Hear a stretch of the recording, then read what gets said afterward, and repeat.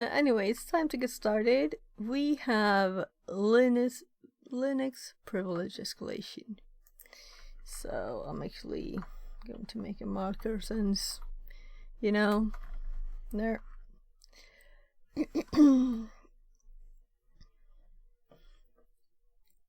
Good morning. John Good Rosemary morning. says, "Good morning."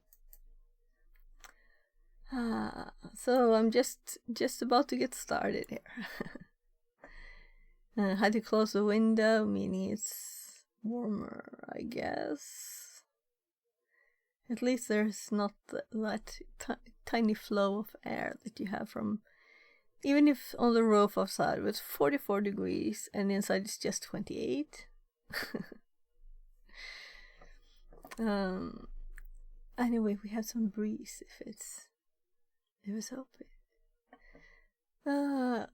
Let's get started. Linux privilege escalation. We've been doing this through a few times. Some of them have been kind of long and just making notes, making sure I have everything in the notes. So now we're at privilege escalation path. And I did click the start button, so it should be started already.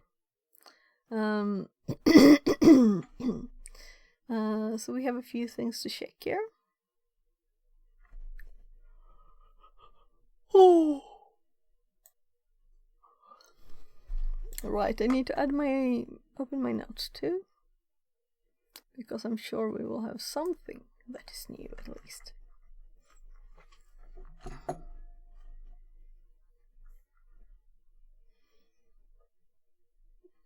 There.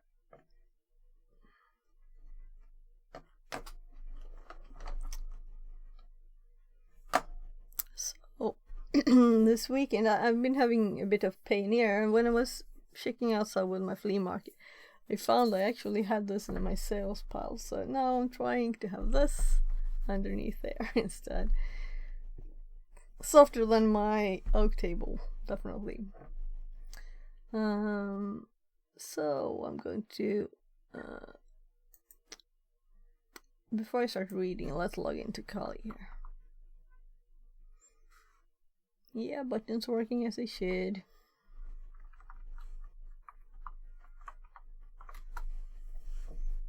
There.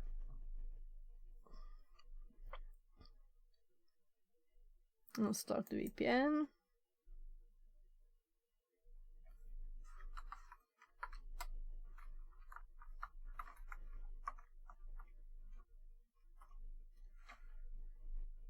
I think it was correct. No.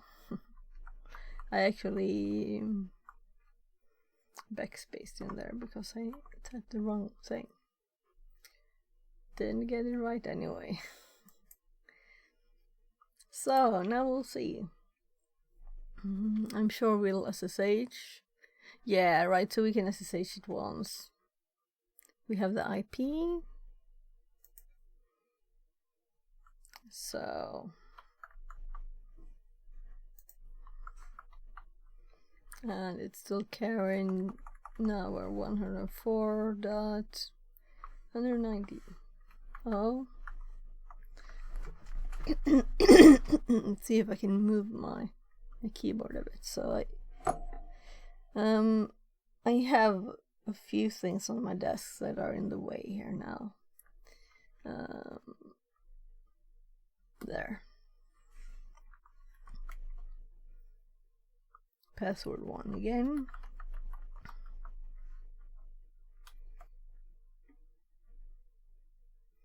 So, right, we had to do bash on this one to get the prompt, but we still don't get like the directory. And sometimes it seems to, most of the time we end up in the root on this machine. It's a bit funny one. We also have a funny like shutdown and logout messages. Old style. Right, so what machine is this really? Sorry, I should keep you on the screen if I'm looking.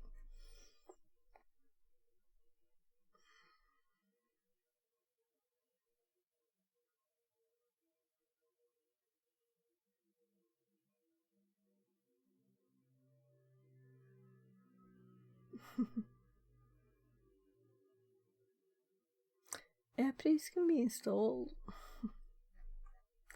Yeah. So,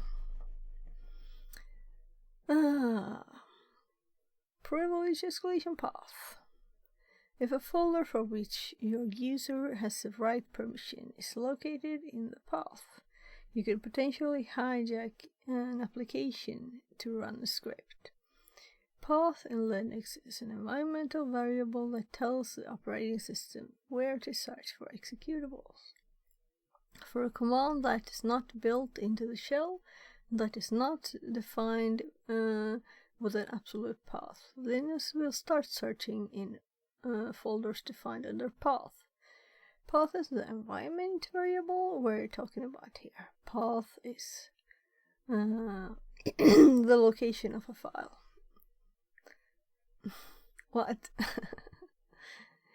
They should just say this is, or they're explaining to no one who didn't know what the path was.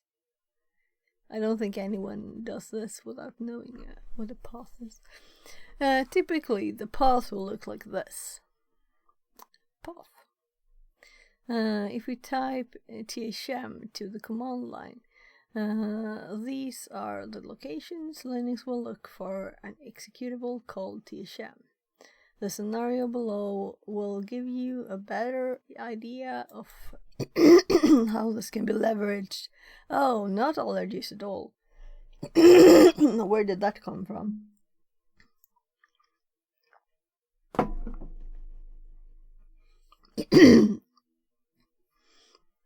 So, better idea on how this can be leveraged to increase our privilege level. As you will see, this depends entirely on the existing configuration of the target system.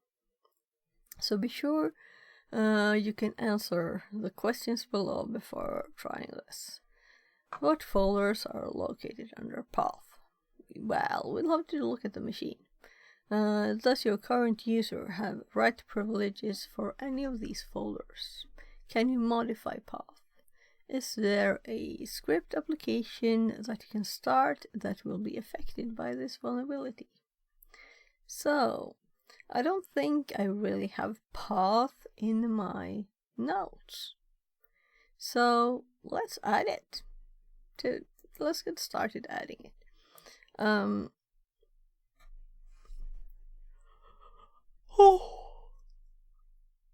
Oh, sorry, isn't that typical? Just when I get started, I started joining. So, shells, no. Linux. And in the start here, we definitely need this. Maybe we should have just a path one too, right? So let's make a path note.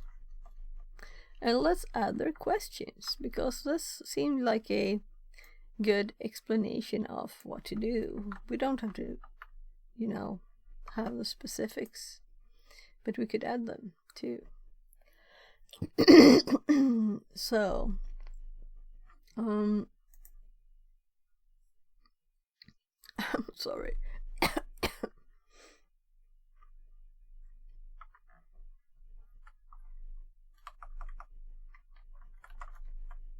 So let's start with checking the path out here. Oh.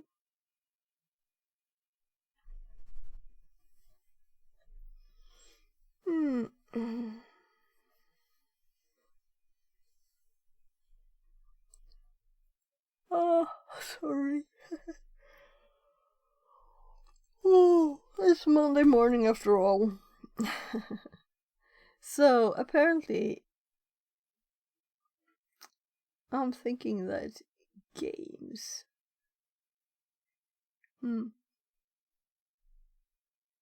Those are not normal.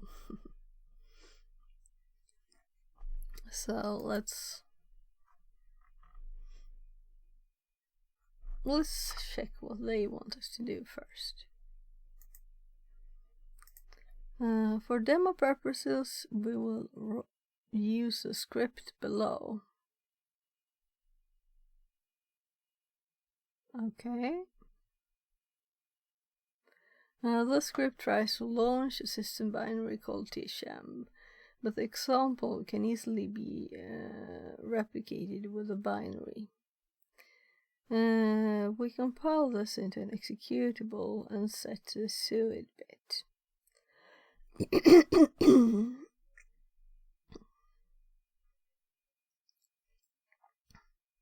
So they have root on here. This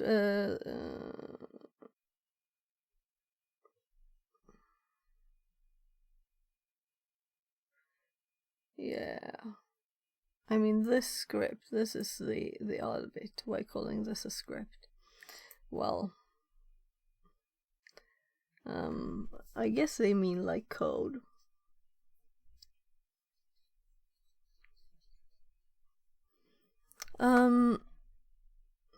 Cat it too, so we can see that it's the same thing, and then they compile it. They chmod plus s it, and they list it so we can see that now it's plus s here,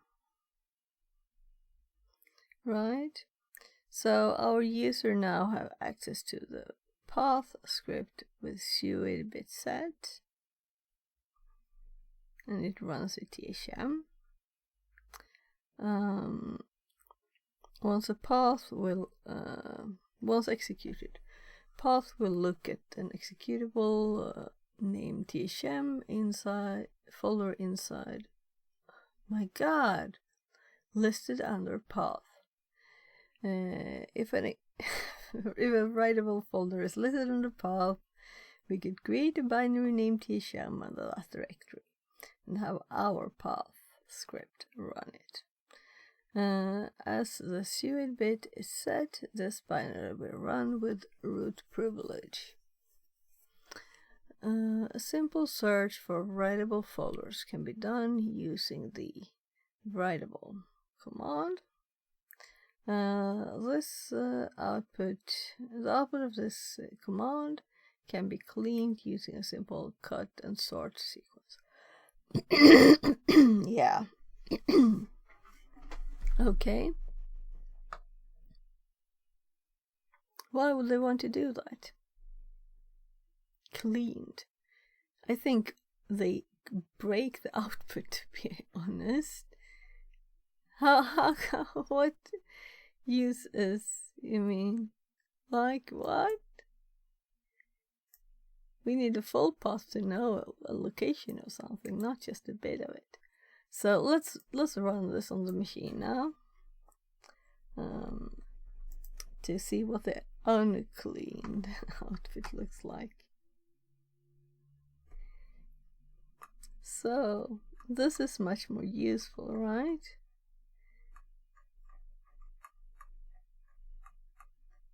It's longer.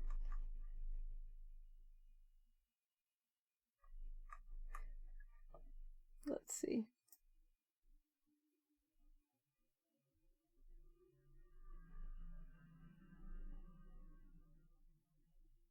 I'm curious what their next step is, because here we have lots of different directories, you know? And I'm tired. So let's see what their next step is. So there's lots of tasks, lots of stuff there. So now we're out of the proc one. TMP.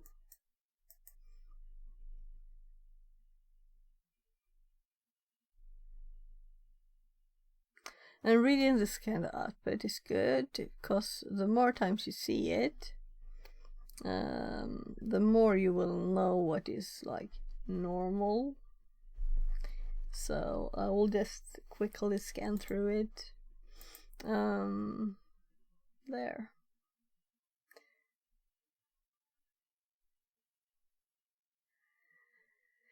And I do realize why I usually don't do Monday mornings, this kind of thing. Oh, this is not a complicated room. So even if I'm tired, Monday morning tired, It was an intense day yesterday, and since we were outside, let's rescue this poor spider here that's on my desk. Come on. Yeah, I see you're a quick one. Go into my hand, please. There. Or the paper. Sometimes they prefer paper. So I'll put him outside.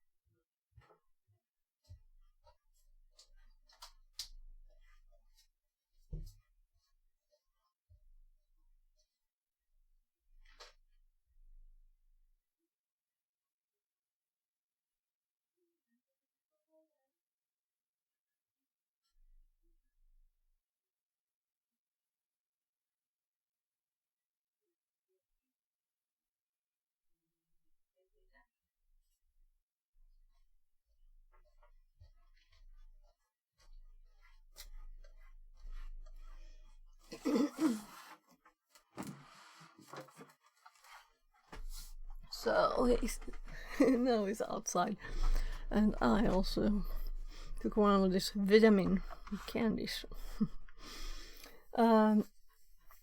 Actually, my eye started itching like crazy, and I'm trying not to itch. So, where could I have?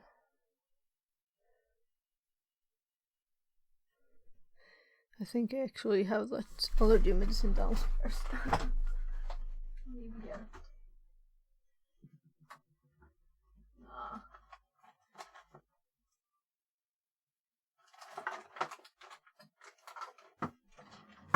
So, I think I'll just try to ignore it.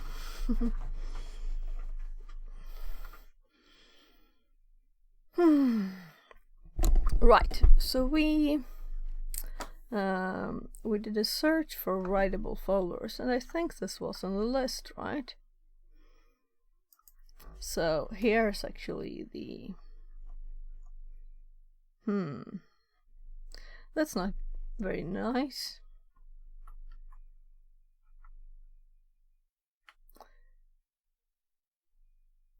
So when I make a new line, it changes the numbers. When I delete this, it doesn't change them back. So a P, is that all I copied? I thought I was copying all of that. There. So I thought so. Now this will go.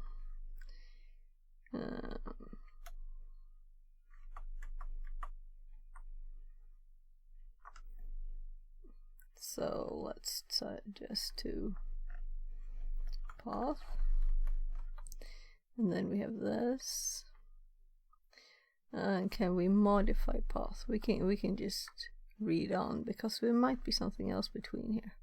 Right, the Fixerbot sorting. says, YouTube message from ate a big bowl of rice in the afternoon. What are you talking about? translated from Chinese. So we actually had use of the TTS here. What am I talking about? I'm talking about this is a learning room on Linux privilege escalation.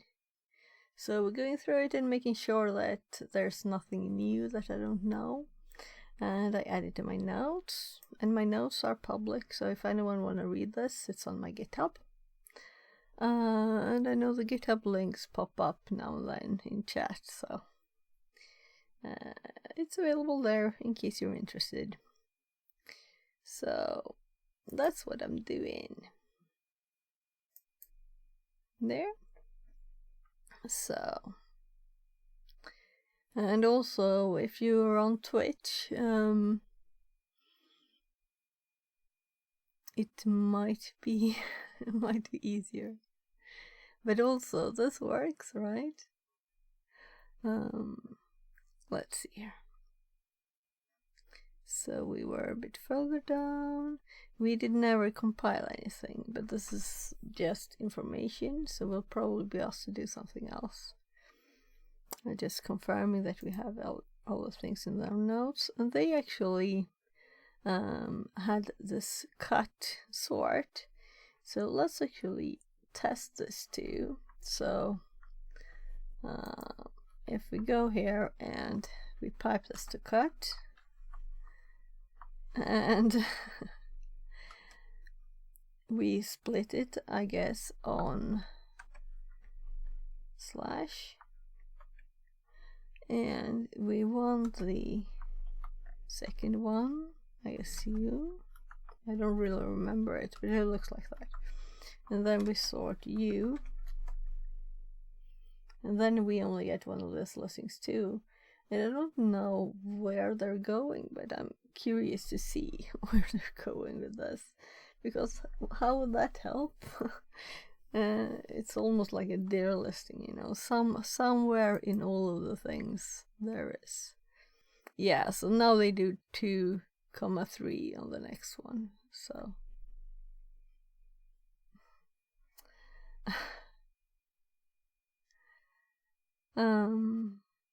they're trying to make something usable from this long listing, so we don't have to quickly readable, I should say. Some CTF scenarios can present different folders, but the regular system would output something like what we see above. Comparing this with path will help us find folders we could use. No, not yet.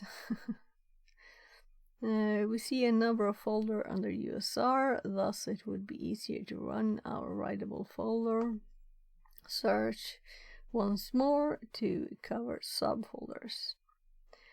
Yeah, but we might not have access to any of these. We might only have it to some subfolders of these, right? So an alternative command could be get reproc to get rid of many resource related to running processes. Okay. So let's actually try their command here. I'm a bit skeptic, as you can hear, to this. I mean, we can just have the full list easily, and then we see what we actually have access to, instead of like some kind of weird part of it. So writable cut D.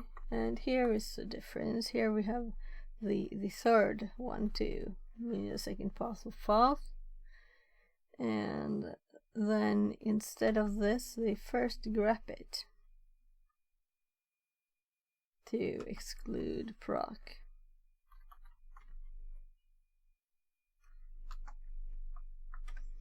So what I would have wanted here is quick explanation of the details of the command. And since they don't do that, we might ask ChatGPT to just list them, because I don't remember all the options for cut and grep, and I guess V must be excluded, or like do the rest except for this one, right?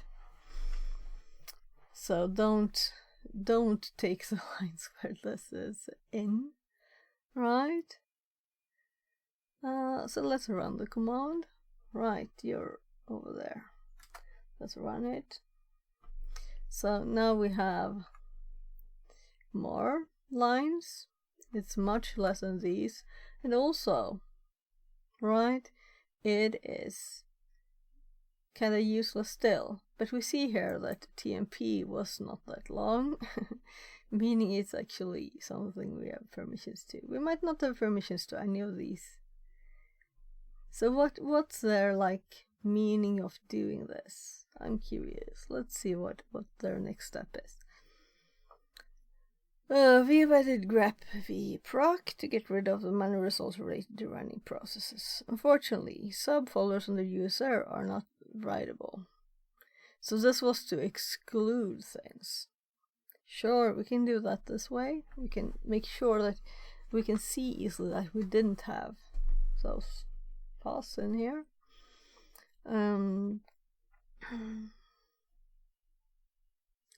So the folder that will be easier to write to is probably TMP.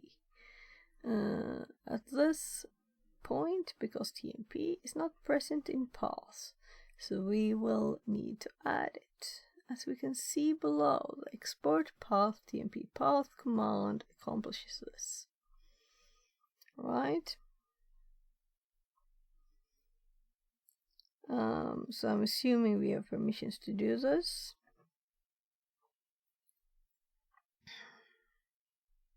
So I'm lazy copying stuff here.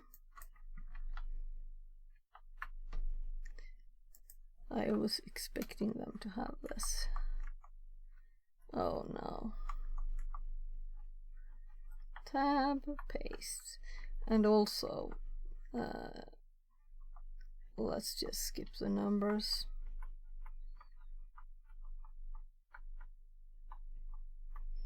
There.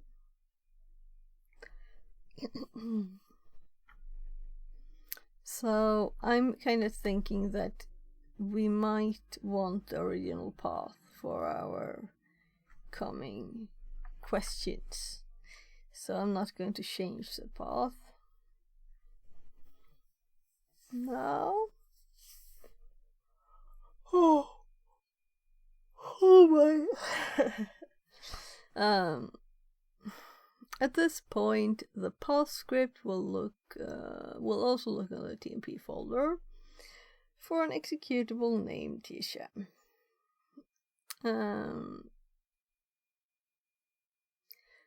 Creating this command is fairly easy by copying bin bash as tshem under the TMP folder. Yup. We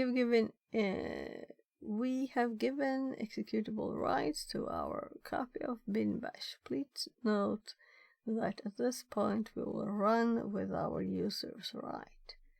That makes a privilege escalation possible within the context that is the path script runs with root privileges. So, I'm sorry, I'm very tired now. I should be awake. Should be more awake.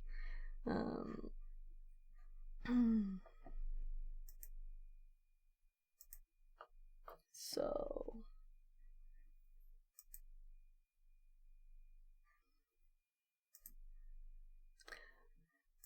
yeah.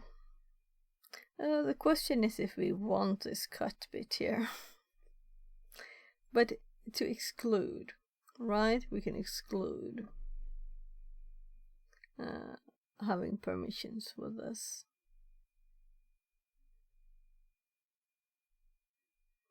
So let's copy this command too. I don't like it really, but we can exclude 6 with it.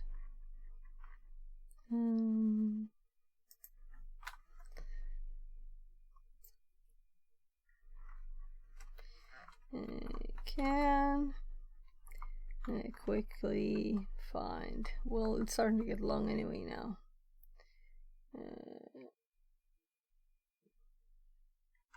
If we don't have permissions with, I was almost adding in a path of the of the file system, but I think that's too much. So we have this example of this command here, just to make sure that we don't miss anything for our notes.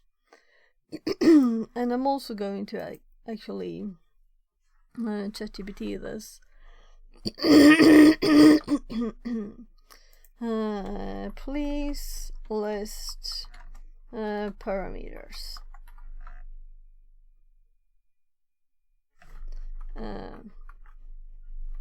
Explain is probably better. There. So we'll see what V actually is and such. So this is what I use ChatGPT for. So here V, this option inverts a match. Okay, so that's what it does. It inverts it, meaning that it will execute lines in the given pattern.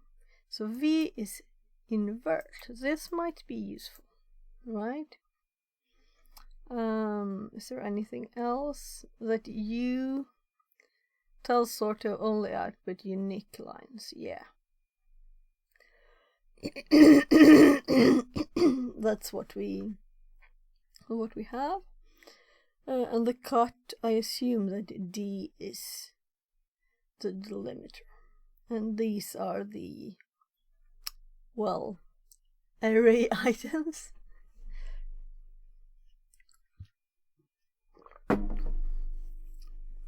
Was there anything up here? No.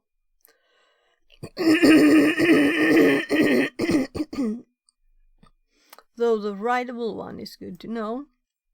All of these special ones.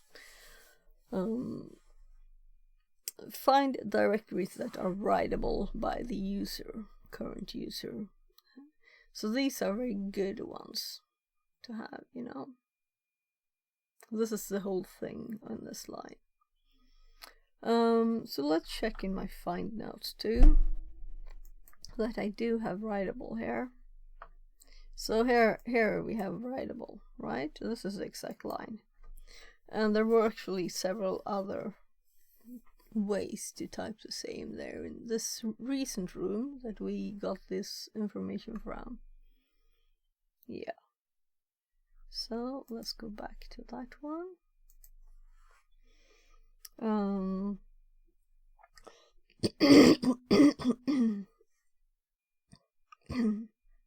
I'm so sorry that I'm saying I'm sorry for the allergies. I can't affect them, but I could have had even more allergy medicine, I guess. I don't think that's possible though. So let's see what questions we have.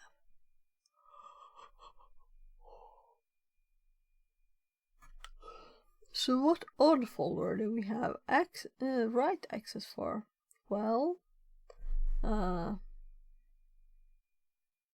we're carrying, let's say that home, since I noticed four letters there, that this one is, my brain just told me that this one matches the pattern, you know, and it's also interesting. So let's, there.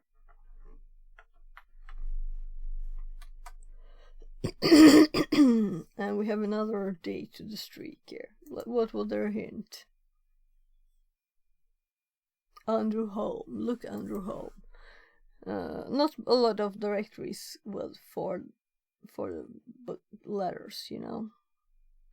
Exploit the path vulnerability to read the content of a flag6 txt file.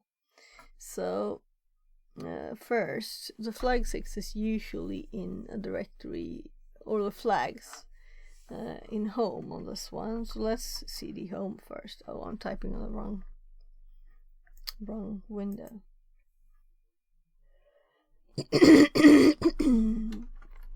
Let's cd home, and we have Ubuntu here too, and Ubuntu is where the keys have been. So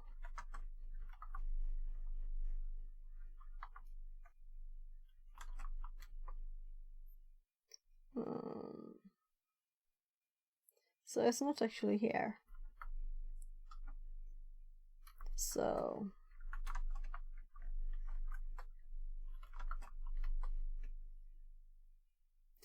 test.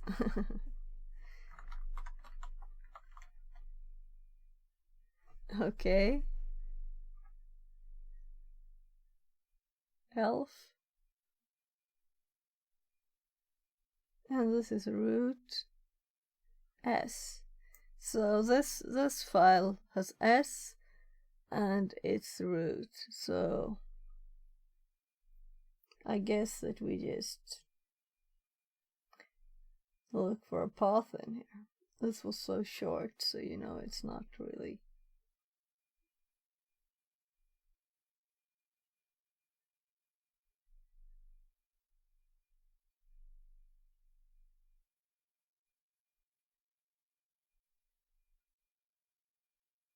So I'm reading the wrong bit here.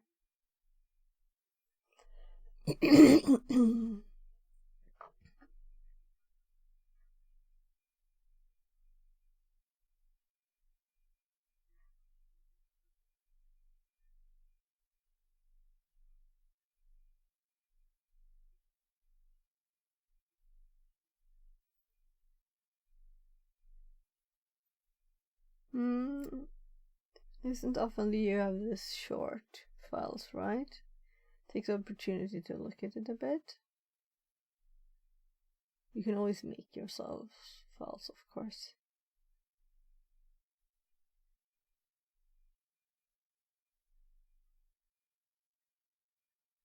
There's the thm.py too there.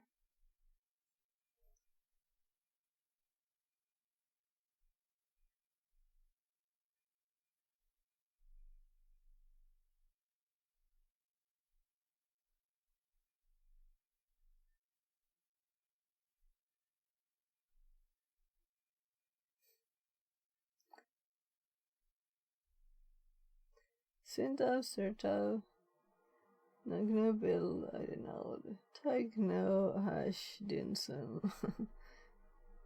What? God takes me. Oh, well, it's interesting to see this. What? Okay, so here it ends. So let's get the other file. So OS system thm exit, and this one did not have s. So let's of course run test and see what happens. Nothing.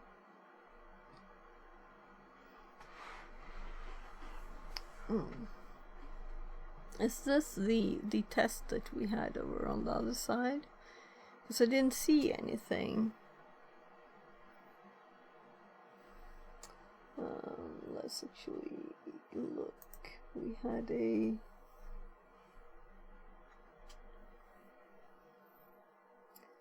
Here is a GCC.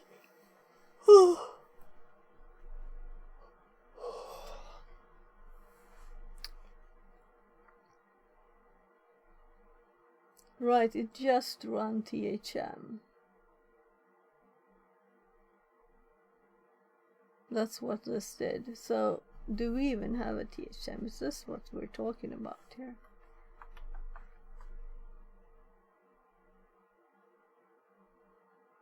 No, it does not have a THM command.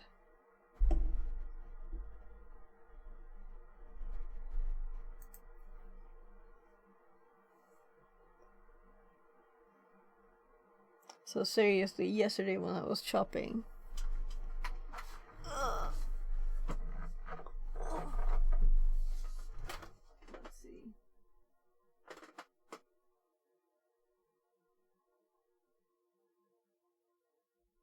Right, to put them in the fridge. I did buy the.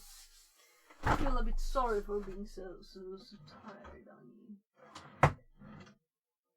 and also I want something to eat.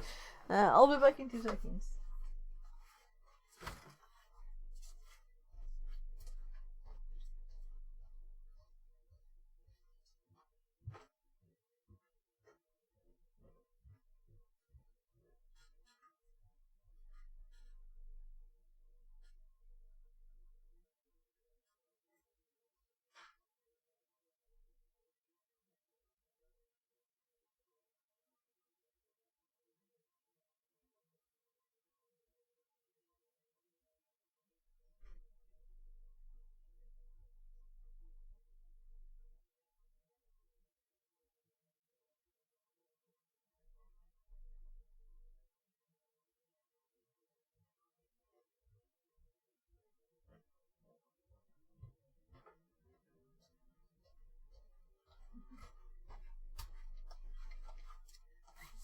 Such a healthy morning. So I did eat breakfast. This is not the first thing I eat. I don't start with Red Bull and chocolates, right? But these are actually from Christmas. I had 2 of these boxes, so this is the second and last one. Am I excused then? So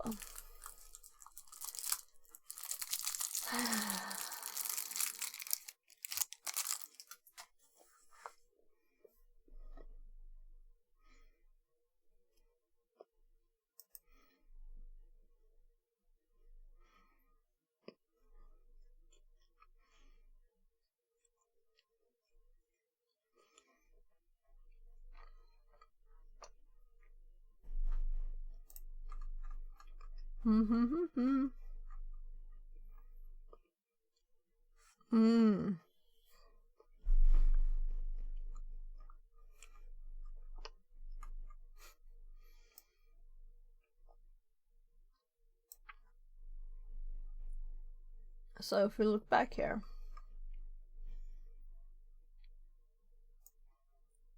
here we have the path.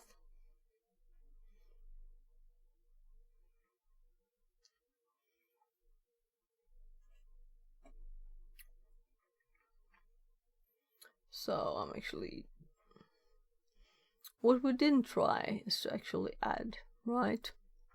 We didn't try adding to the path. So the rest of the things they suggested we did to test, but we didn't try adding to the path. So let's actually do that too, right? So we would prefer not to see the proc ones, meaning I'm actually going to make my own one of these things that they had here. Here it is. So we do want this bit, but I don't want it to cut things there. So we don't need to sort on unique since we already have all uniques. So now we don't have the procs. So now this short list will be much shorter. We could also exclude more things. As we learned recently, if we do just this and we pipe in between here, and we could like add, let's do this snap one, right? And we test this. So now we still got them. So maybe we need to do several of the V1 then. Let's see, did we get the proc ones too now? Yeah, we got it. So this didn't work. Oh my goodness. Let's look at the notes and compare. So my no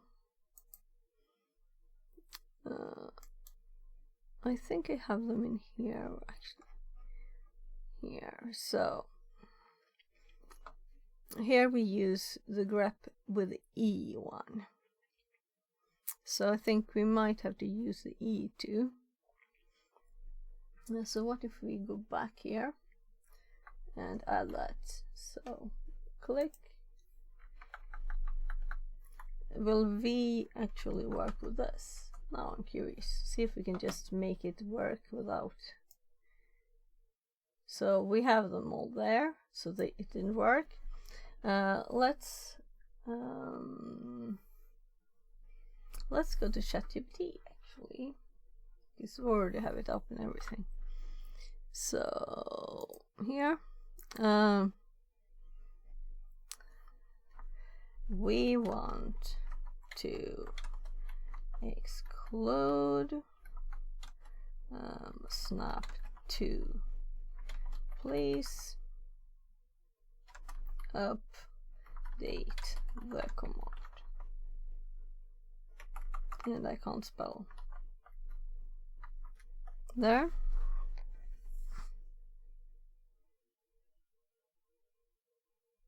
Yeah, we're using E and pipe, but I tried, so I didn't do it right. So EV, that's how we do it.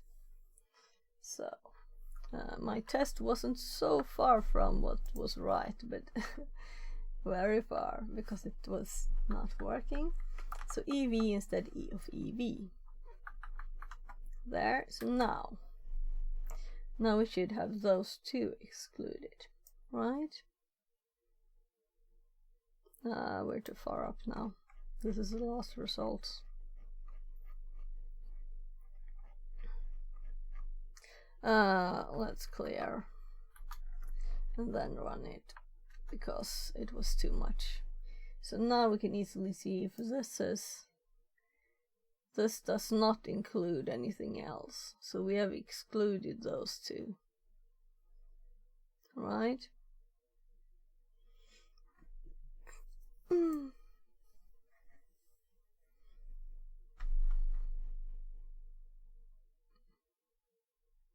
So let's actually read what it said, except for this bit. Enable regular expression, that's what the capital E does. And then invert it. So good. Let's not close it. And still crazy warm weather today and this week. It will be warmer tomorrow. And it's horrible now. And that's why I'm so tired. And that's why I got this cold. Ooh, this is cold.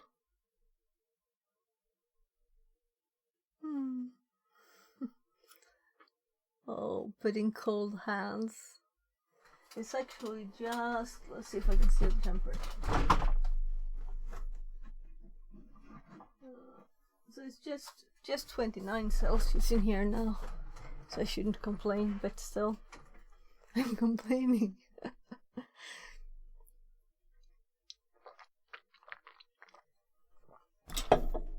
Cold drink. I should have had something else in the fridge too, like cold water. So I learned how to exclude regular expressions.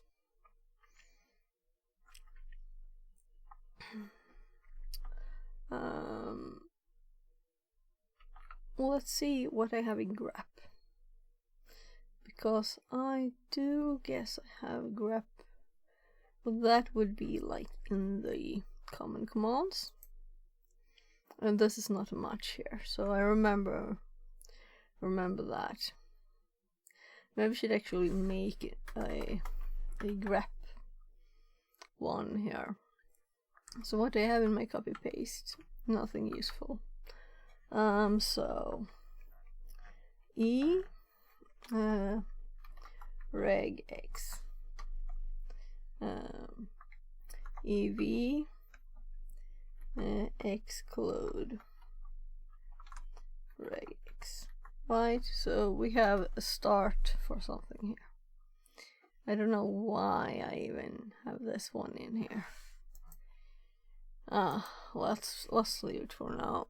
There's some old notes. Very old notes. I could fall asleep more. I really didn't feel like getting up today. If I can say, it was finally not very hot. Finally a night where I had run the AC and it was cold and nice. Because it's been so warm, you know. You just wake up covered in, well, like you're bathing in sweat. Sounds nice, right? So, some learning done. Let's go back here and see what were the questions. Exploit the path vulnerability to read the flag 6.txt. So, I feel I don't really know what I should use, but we're pointed at this directory. We found 2 files there. I don't even know what the flag 6 is. So let's actually find the file, right? So I know I made notes for finding files recently. So I think I added them here too.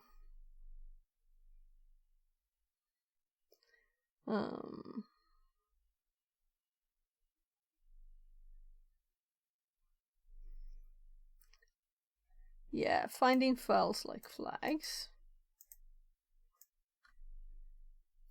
So let's lazy this and see if we can just find the file.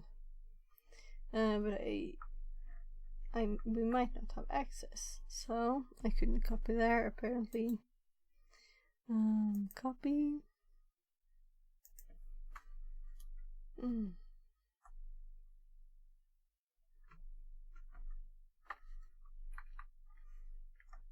So oh, right. We should probably add a redirect here.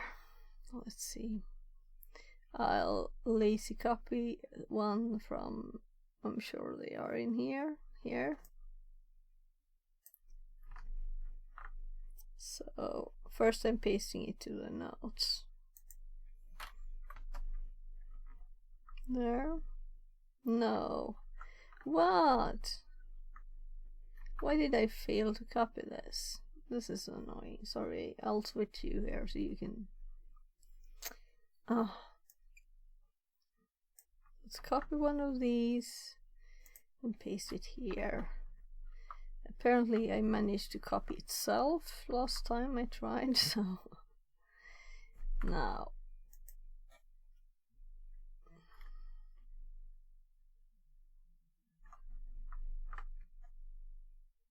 So we don't have access to the directory.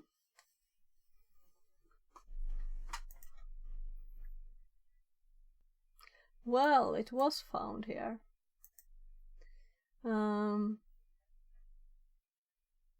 So what is wrong with ours? Was it considered a fail? An error? Or did something else happen? This is good learning. I'm sorry that it's boring.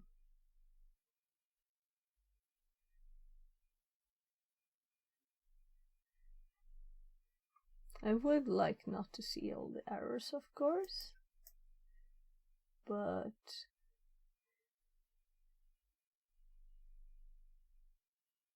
Why did I see it the first time?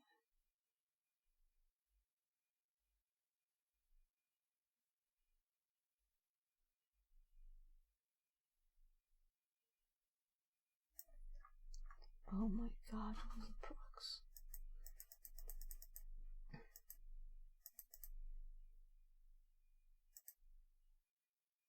So this is the latest one.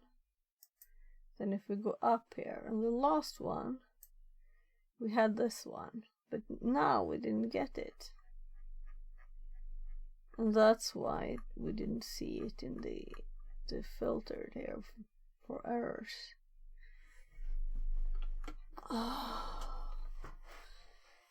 That's odd. That's very odd. So let's, where are we? Yeah, right, we can see the path there. So if we go up one and we look, we have the matte one here too. And apparently we could read this. And here's where the flag is, right?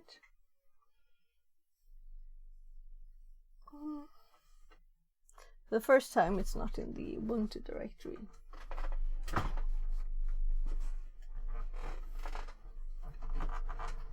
And I do feel very slow and tired. And like I'm literally falling asleep. Sorry. I'll try to wake up. Actually, what time is it? Yeah, I'll go check that my 13-year-old is woken up. I don't think he is.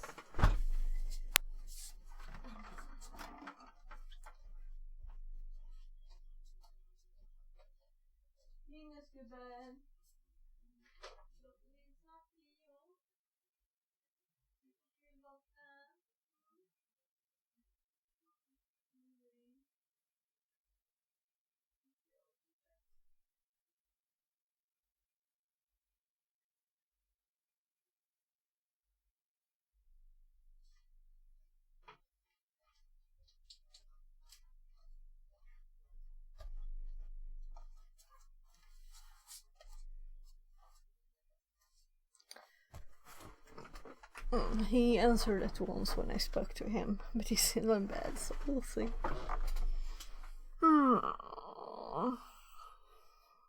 Well, that just makes me want to sleep even more.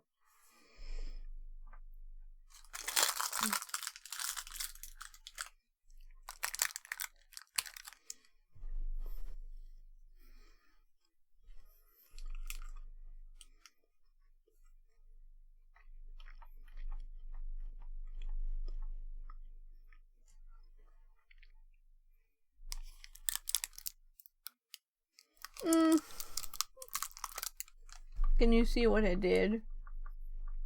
I didn't switch it to 6. There was no such file. Of course it was not shown.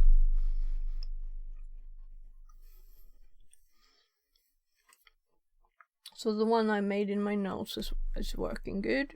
I just didn't look for the right file.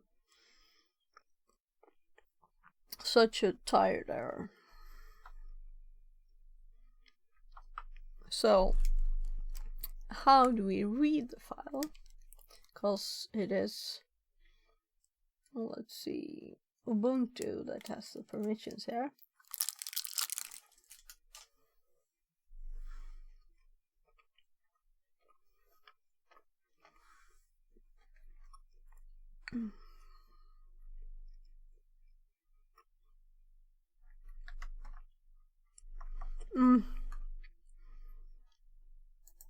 I'm typing in the browser.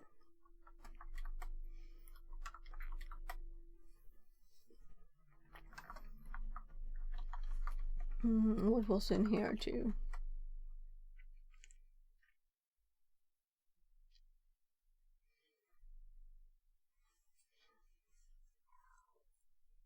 So I'm only supposed to use this path thing. We were going to see if we could add to the path, and I feel so sorry for me being so tired, people. But let's go back to the notes. And let's actually export path. Right, and let's type it, so maybe I'll wake up from typing instead of copy pasting.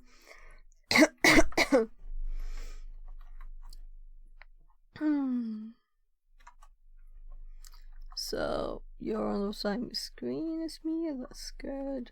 So we're adding TMP to the start, meaning it will start looking there. TMP, colon, and then the old path, so we still have all the other stuff there. And if we now look at the path, and this character is kind of annoying to type in a Swedish keyboard, so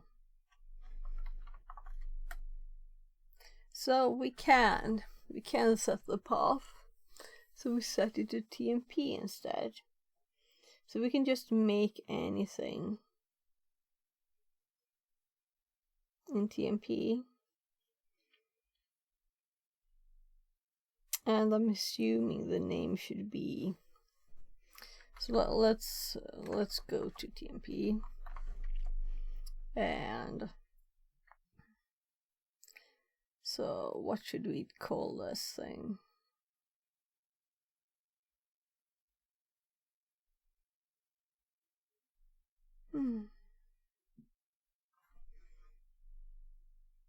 We should call it TMP. But what should we make? Should we make an executable? They just used executable to show the vulnerability, right? I'm sorry, this is the worst stream. I really have to go to the bathroom. So sorry.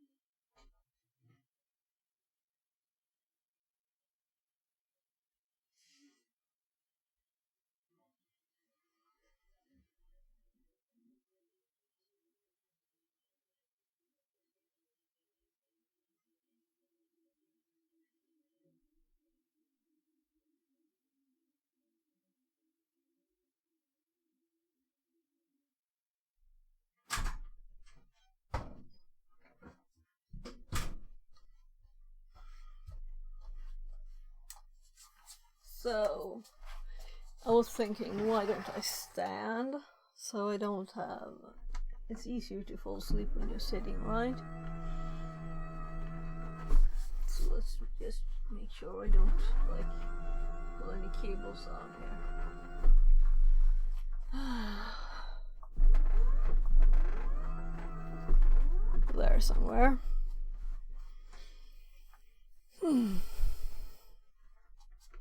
I'm still as tired, but now we have a more movement chance and stuff. So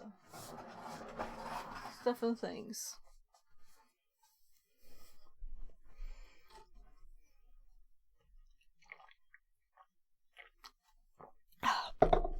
So maybe I should stay at morning streams. Nothing think related, right? So, for demo purposes, will we use the script below, meaning code below, I guess. The script tries to launch a system by icon TSM. So it's this.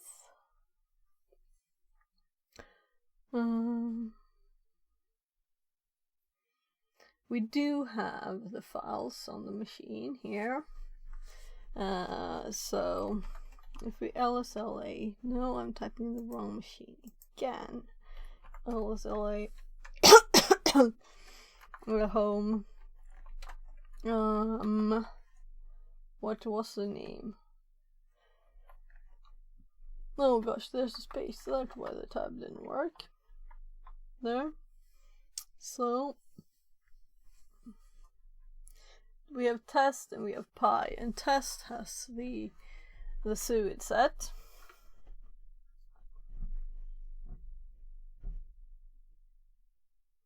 And the THM pi.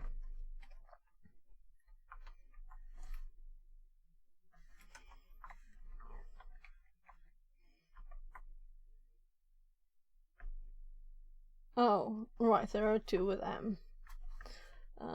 T. This is why I prefer. So, test and THM pi. And this just runs THM with no path. But this isn't suid. So is test the same as this? Will test do the same? Let's make sure we have a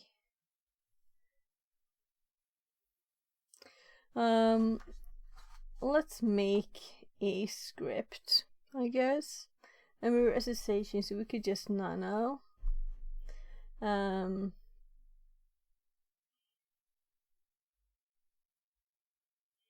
If we do just os.system in a Python script. And I'm thinking we don't need to call it .py. We can have this in there.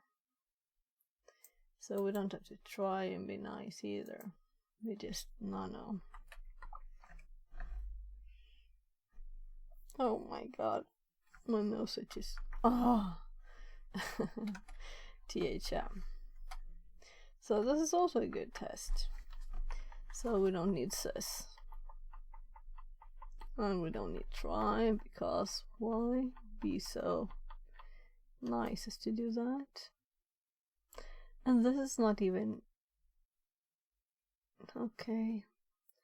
Just let's leave it like this. And this is THM. We just want to cat the file.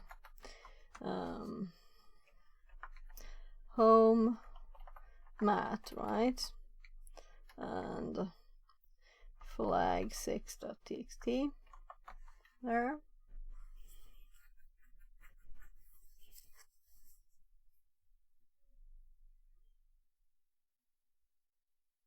I'm just thinking, should I add like this too? Because that's kind of looking odd.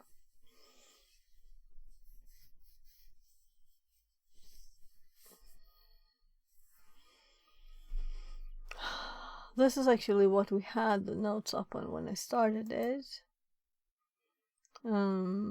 shells for Python. So we had these, maybe this one. Right, so this is how these are usually started. So let's use this instead.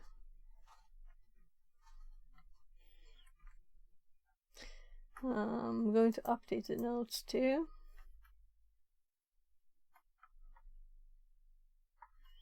And now we were doing cron tab recently, so I'm like, it runs itself. No, it's not. You have to do stuff now. Okay, apparently my paste didn't work, so I just killed the thing I was supposed to copy. Why didn't the copy work? This is confusing. No.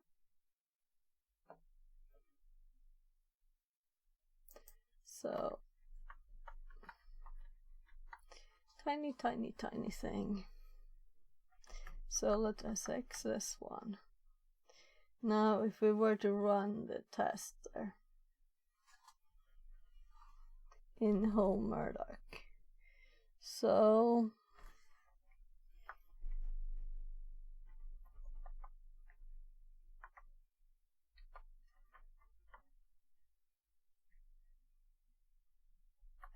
test.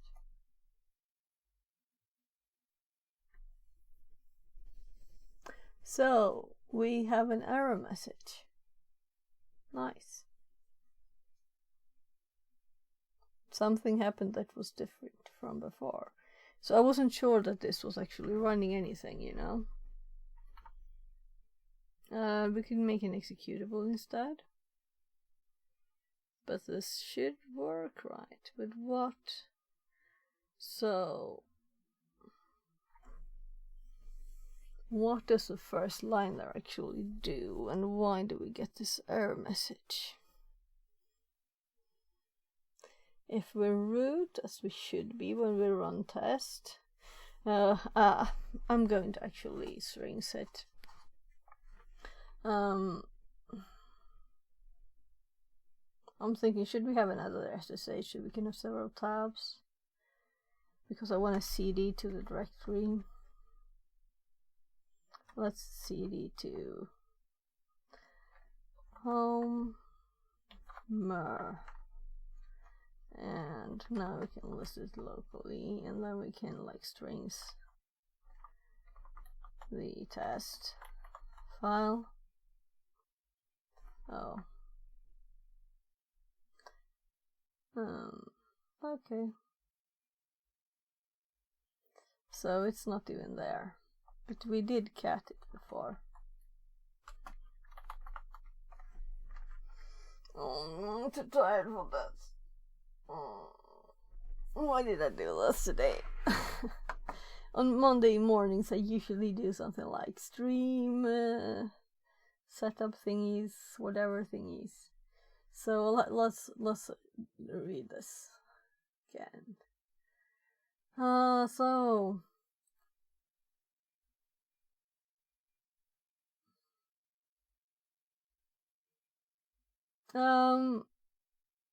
Let's just do a bash script instead to test it first, right? So if we nano, if someone has help, I'm okay to get help today. I'm so tired, and this is also a learning room, so I never mind help on these. So nano TMP. Or I should switch what I'm doing, but I haven't got a clue what to do, so this was what I wanted to do today. Maybe I should have streamed later. Slept another hour first. I was helping my kid last night. He wanted like food and food again, and as he managed to get outside for the second time this year, he was a bit upset about like he's upset about flies and things, and one landed on his finger, so then he couldn't sleep for a bit, and then I think it was to the number 2 too.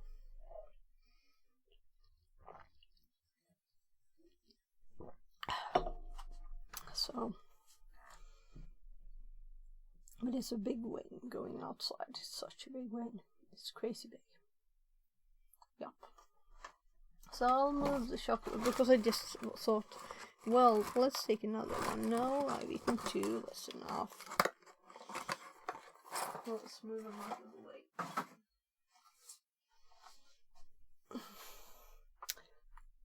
TMP, THM. So let's make this instead. Bash. So let's do here. Actually, we didn't even look for the path there.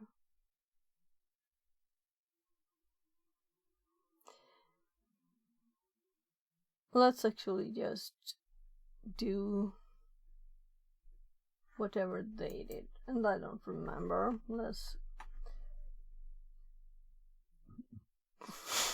I'm so sorry. So let's cat the T whatever was the name, THM .py. So I'm thinking this is what they want us to use, right? They want us to use this, right? But I don't want the no errors way. So I don't want to do the try cat or try except. And why am I tabbing? This is the only thing that's open. So if we go to this one again,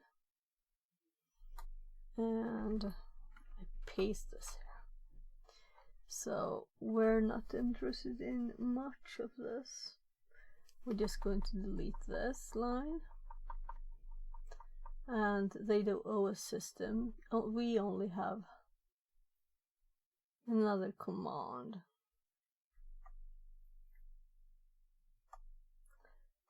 They might be running this. They're running THM, and this is what it's running. So if this works,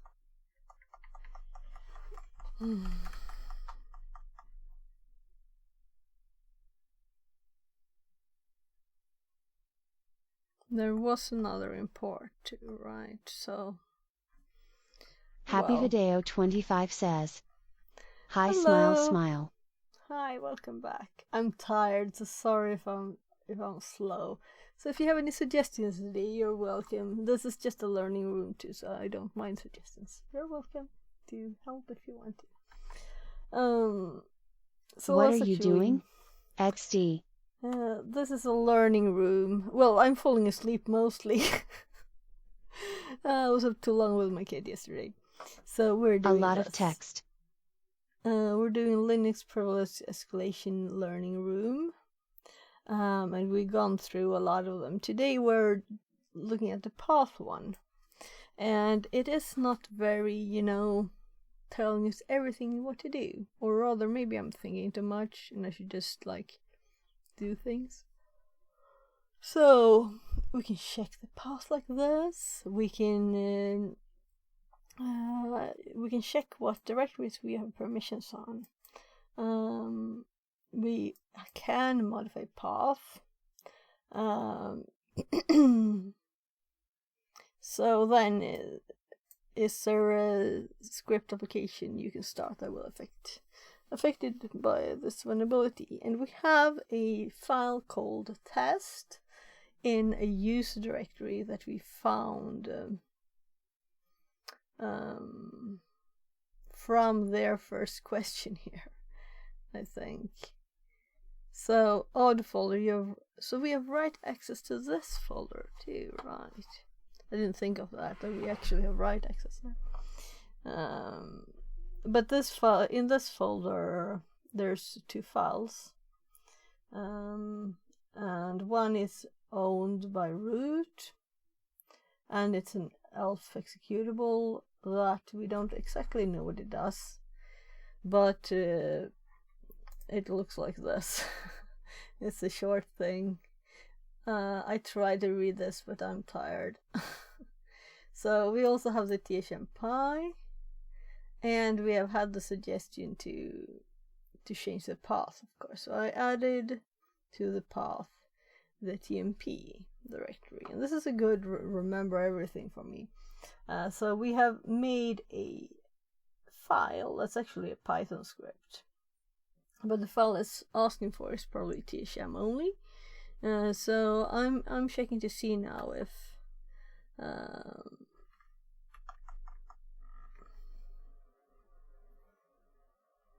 so TMP. Arduku says, change the screen. D. Oh right, sorry. I'm a bit tired. Did I mention that? Yeah. So this is the test. Let's test the test now. Nothing happened this time. We definitely didn't get anything from there. But I just realized that I have write in this directory too. But let's see, we can read and execute the test. We can read the THMPy.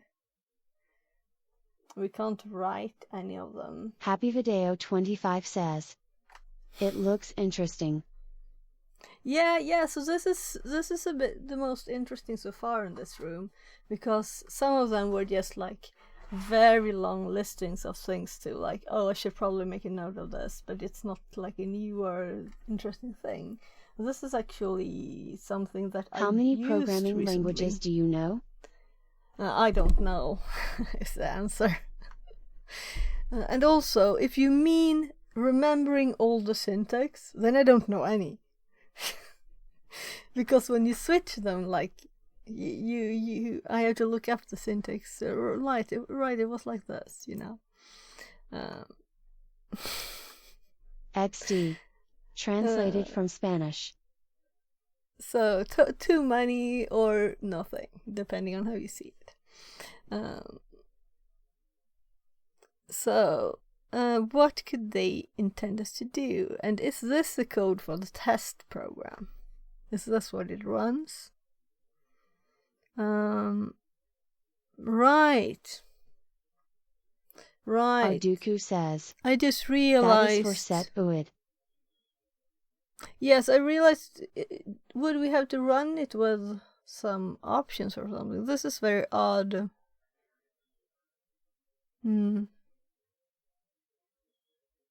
Is this what they want us to do? Should we make this file? We're not running THM, you of need course. to compile it. Yeah, but I was trying to make a Python file, since I have. My guess is that it runs the THM, right? And that's actually confirmed, because I got an error message when my last test. If let's none of this again. And what I did recently was to instead here. One hidden word says, I want to learn. That's the magic word. You got it. Let's learn stuff. That's the thing. The most fun thing in the world is to learn things. I want to learn too, but I might have done something stupid. So let's.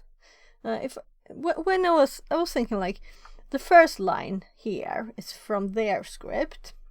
So what I wanted to test was Arduku to see says, what do I have in my notes. You need to put the hash at the start of the file. So what I usually, that's what I tried, you know, I did this. And now I went back to test theirs instead, since we didn't get what I wanted from. So I added this instead. So let's maybe just, and we didn't get any output from this, right? And we don't have any. So what do you think? Should I just put the hash there, or should I do the user bin env thing? Python 3, because the usual one is, and we got a permission error when we did this. Then I got an error from it, right? So if we save this, and I kind of feel that's, why don't I just type test? That's kind of like, all right, let's do test. then we get permission denied. Okay, so something happened here. So if we change that script again and go back to what we had here, and I actually run it the correct way. I think it is # / Python. Do not forget the mark. Oh, I forgot that. So let's nano it again. Let's just run it. So now we get permission denied. I forgot the exclamation mark. Yeah, and we don't really know One the hidden path. word says mentor Arduku. Yeah. We have lots of people helping here, and Arduku is definitely one of them. So great. Let's try. This is their path in their example file, right? But I'm curious about the env space Python 3 that actually works in my. I have used these, you know. I have used this as a rev shell, and it worked. So I haven't really looked into the env bit. We can ask ChatGPT later to explain the things. So let's just see. We just want the darn flag to be typed. We don't want anything marvelous like it would be easier to get root than type a file. So let's run it again. We still have permission denied, and I don't really know what happens here. So if we list this directory again, we do have write permission in this directory too, right? And we can add this to path if we want to. So maybe that's the only thing we need to do, not to look into more things, whatever they say. We could just... Arduku says, as a quick / short explanation, that line is for when you chmod plus X so Linux knows what program to use.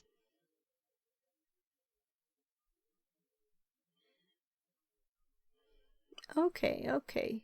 So that's why we do the env thing. I'm waiting so you can... Oh, by the way, people on YouTube, if you type things in chat, to run the scripts, there will be like 10 extra binaries seconds / from Twitch. executable. To run the scripts if they are not binary executables. Right, do you know what I forgot? I forgot to make my file executable. That might be the problem. You know, you can do stupid stuff. So let's chmod the file we just created plus X, and it's called tmp thm there, right? So let's see now, because it says permission denied, and that's probably permission to run thm, right? I don't know. It says also sh1, but that might be just like funny. So right, we got it. So the problem, it worked all along probably, but I forgot to plus X the file. That's tired morning stuff, right? So let's experiment with this. We're not done. We need to experiment more. But let's first just copy this into there. So copy this one into the... Then I'm going to try the different versions of making it understand that this Python file that's called thm, not .py or anything, that is actually a Python file. There. So these sort of things happen. You forget sometimes these little things. Yeah, but I did forget it the same thing last time, so I should have been on top of my mind. If I had been awake, I would have been thinking about it. Let's see, my notes. Did I make notes on that? I hope I did, because what you don't make notes on, you forget. So let's go quickly back to the notes first.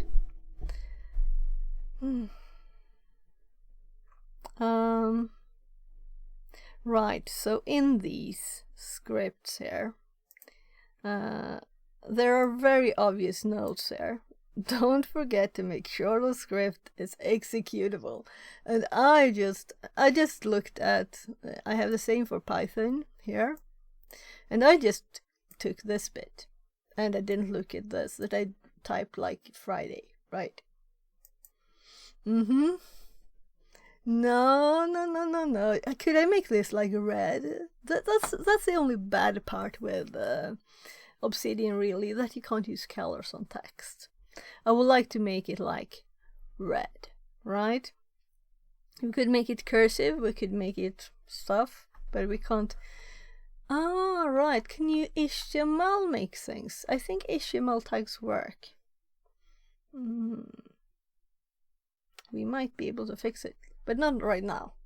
Now let's go back and after me pointing out how stupid I was, let's look at it again. So let's nano the file here, and let's see how much mess we can make with this, and this still works, right? So what if we remove this? See what happens now. If we run test now, we get import not found, syntax error, word unexpected. So we're getting error messages. 3, 4, right? So it failed with this. So the next thing is actually so let's ask ChatGPT to explain this bit, right? We had it up for explaining the for getting the EV here, right? Because I tried E and V separately and that didn't work. So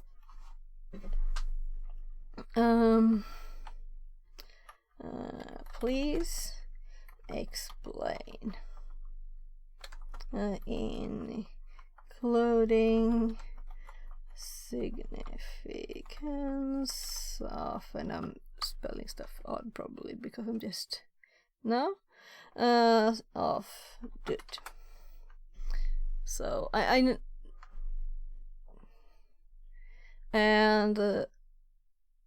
think I will actually just TTS this bit because it kind of typed a bit and it's morning. So this looks good, or maybe I'll just read it. Sure, let's break it down and explain its significance, including the did it. So shebang. So both of these characters are included in what it says here. Meaning it's not explicit. Let's see. The line starts with which is commonly referred to shebang or hashbang. This special sequence of characters at the beginning of a script indicates that the script should be executed by the specified interpreter. The shebang is followed by the path to the interpreter that should execute the script. Yeah. So it's not actually this as has any specific meaning, but we have the same here. I just haven't really thought about the significance of this. So if it were only this, oh my. So it's if you're not really thinking about it or just typing it, I still want to know more, but maybe it just doesn't have a meaning specifically. Anyway, let's continue, see what it says more. The shebang is followed by the path to the interpreter that should execute the script. Yeah, and that's why I don't know why it says the env thingy. Env is a command on Unix-like system that locates and runs a specified command using the environment's path variable. Okay, so we're making sure to use the current path variable. By using USRB and env, you ensure that the interpreter 3 in this case is located in the user's path. This makes the script more portable across different systems, where the Python 3 interpreter might be installed in different locations. Okay, so this is a way to avoid using the path. So then I know more about what it means. This specifies the script should be executed using Python 3 interpreter. Yeah, so full explanation. Putting it all together, the line at the beginning of a Python script serves for the following purposes. Signifies the script interpreter. The shebang indicates a file is a script that should be executed by an interpreter. Dynamically locates the Python 3 interpreter according to the user's path, enhancing portability across different environments. And that's why we use it in my, right here, shells. We want it to find wherever this is that we don't know yet, right?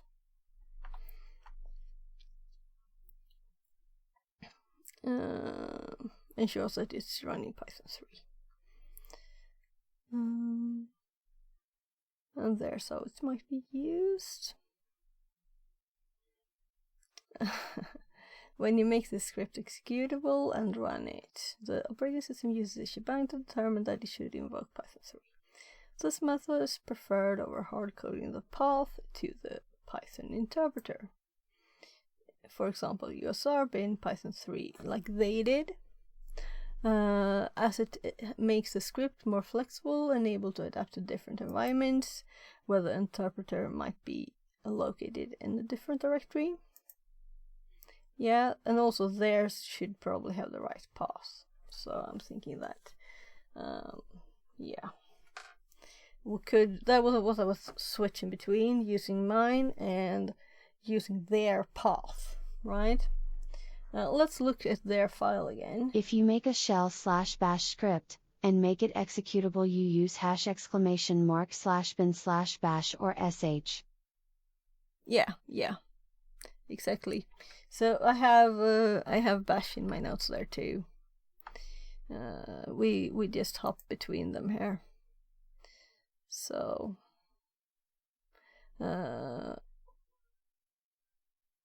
right. Let's actually add the exclamation mark here, right?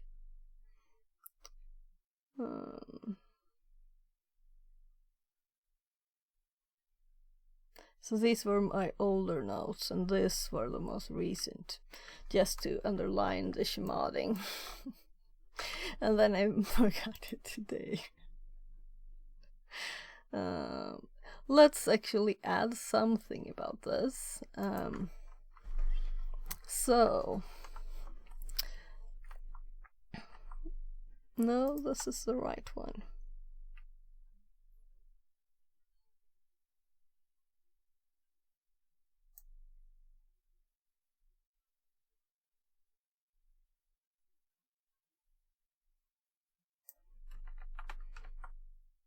So, I'm going to edit this. Instead of hard coding the path,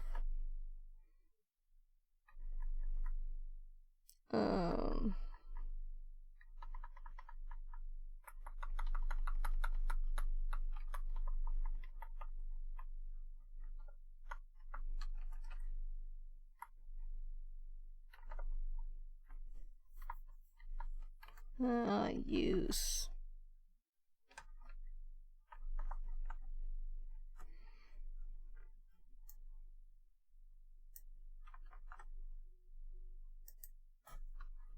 and also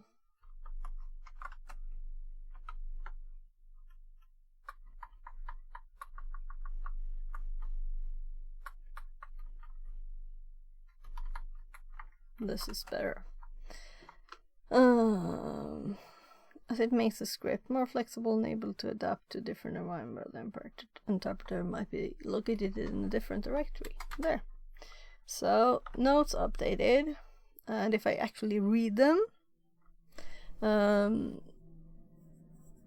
the question might be if we were to run the same for bash, but bash is like the base, so it should work always, right? Is bash always in the same place? Will we need ever the path to find it. But this is a thought that we can use for several things. So let's tab back to this. And I think if anyone has any other thoughts or things we should test with this, their output here at the end was these were examples.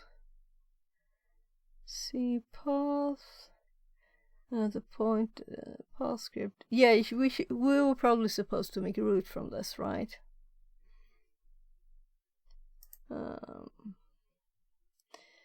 We have given executable rights to our copy of bin bash. Is this? So at this point, the script will also look on the TMP. Creating this command is fairly easy. Yeah, so we have been doing root at all of these places. Maybe they intended us to do root here too. So I could just change this script. Instead of cutting, we could use this, right? So this is just test file. Now let's remove the number to make sure it's run, because I was running the scheduling on this. So that's why we have that bit. So if we just copy this one and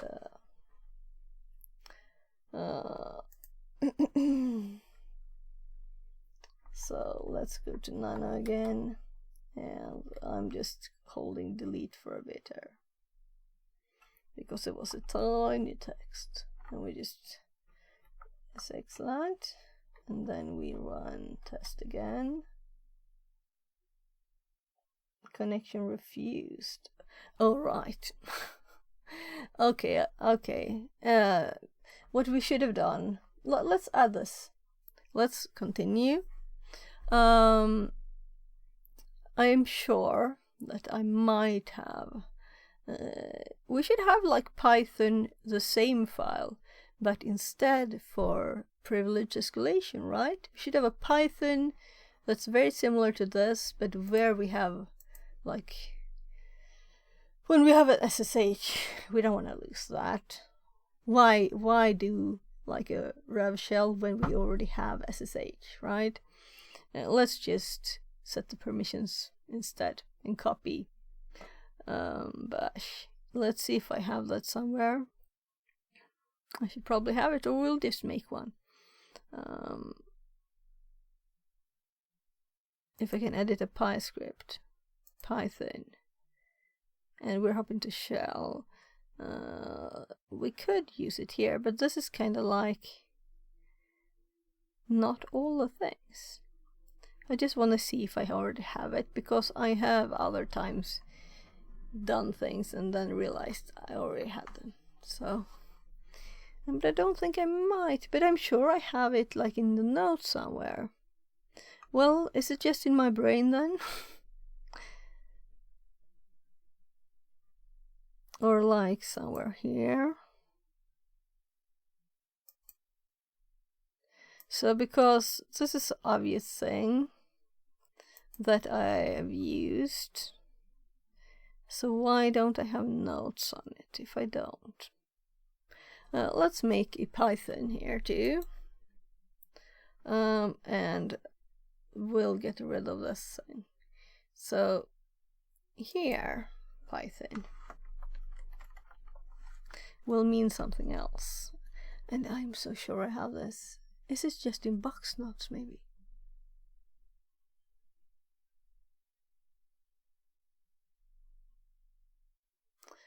I'm thinking, what should I search in the notes for to find it? What do I have in my copy paste? This.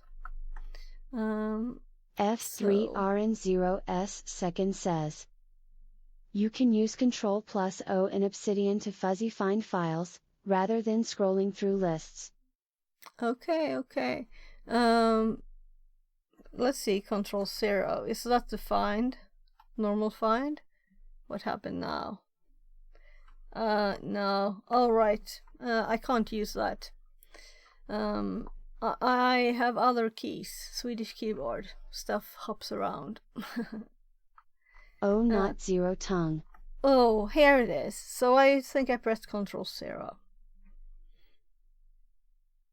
Oh, right, sorry.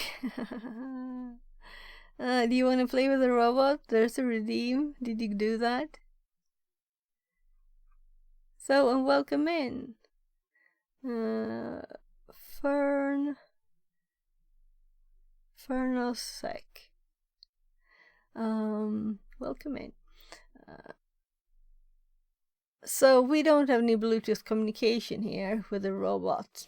I don't know. Yeah, oh, it tries to open the claw of the robot with oh, it's a command, that's why. Yeah.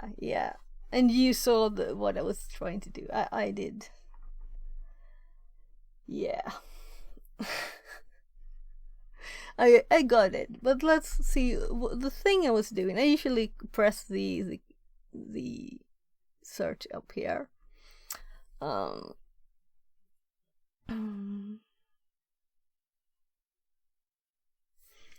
what I was thinking of searching for was like Schmad,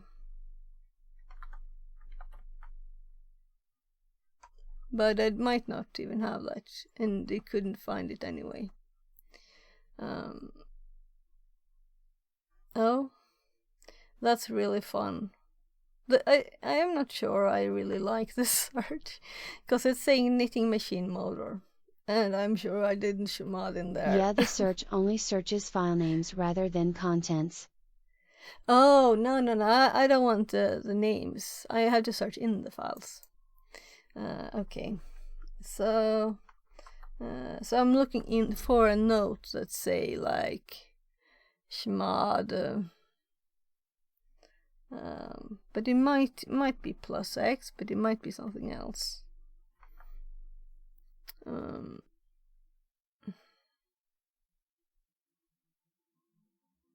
I might just have it here. Yeah, so we found one, but this is not a note for this, right? This is just me using it. Basic stuff. Let's see if we can find any notes for it. This is very recent too.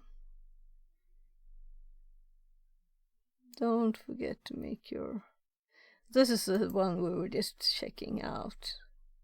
I might have had things like this. Yeah, so I have it here too. So for Bash it was here, but maybe I don't have notes for it in Python. We could also like open it in a new one.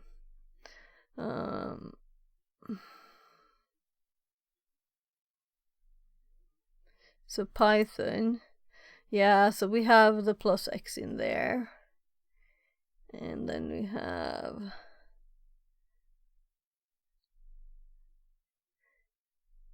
and I have it in my history. Okay, so I don't think it's in there, so I think we need to make a note like this note. So this is just scrolled differently. It's the same one. Let's make a Python one here too. If I didn't make one, I did. So if we paste this, so we're just doing a test. It's always I keep adding numbers. So making a test file just to make sure that we have this bit finished. The script is run, even if we fail with the copy, and stuff. We want to see that we can create a file in temp. This should work if this first worked, right? Yeah, maybe Bash is not where it's supposed to be. And then I called it Sophia just to not be like obvious if it's a shared box or something. Which it would be with the S, right? And also this is XS. Yeah. I think S is enough. No? You need both? This is with the capital and the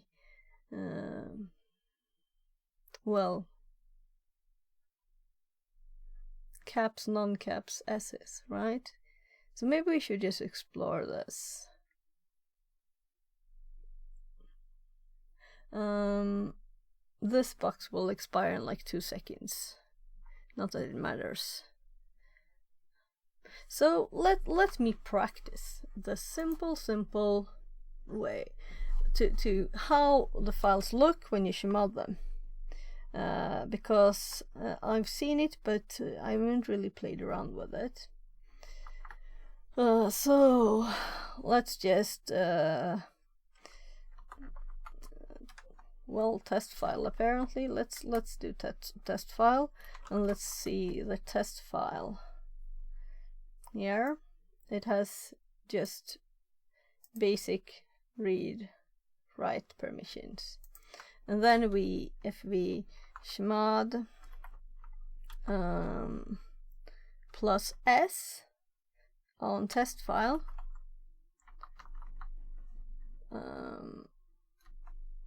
and we look again. Now we have capital S's. So that means it's not executable, right? So now if we chmod plus exit, so this, now we have tiny s's, and this is what we want it to look like if we want to execute it, right? So it gets a cute brownish color, gray color. So if we were to say test file, it's didn't have the. I would like to add dot to my path, but that wouldn't work for other places, right? So that so if we were to, I'm too lazy, you know. Let's actually make the file do something. Right, so we can see here at once the different, that when it is when we don't get an error message when we run it when it's executable, but we get an permission denied when we try to run it when it's not executable. And it still has the S now, so we need to add X and S. In case it wouldn't do capital S, but that would be like backwards, so XS is the thing to do. Yeah. So tested and checked that XS is the thing to do. So this gives us a copy. Let's actually see. Is the box dead? We have 2 minutes. Let's actually get root on this way too on it, right? Oh, I tabbed on the wrong one again. So if we edit this again now, and let's open the notes on another one. So I'm going to copy because, or should I type it just because? We can type it. So so here I'm piping it into bash too, because OS system can't handle the redirections. That's why. But these are simple commands. So we cp bin bash. If I spell bin bash right, that's good. To tmp Sophia, which is my name, and then we do os.system, and we do chmod plus xs tmp Sophia there. So the test file will already exist, so let's make it 2, though we'll also, I'm sure it will work all the way.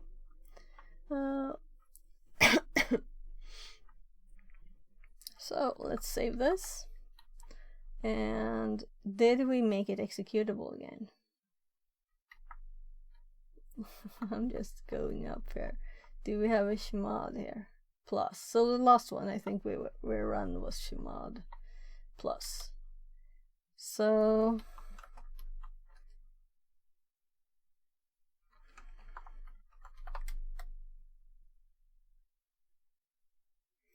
there. So let's cd to tmp actually, and I can't spell tmp. And let's see. Let's run the Sophia there. There. And we're still this because we didn't do the p. So we can exit and we can do Sophia p. And if we look now, we're also root some both. This is funny. Could people explain this to me, right? So I'm still Karen, but I'm also root. Did I do something wrong? Or is it the way that the executable makes it less? Sophia is root? Yeah. Oh, well, let's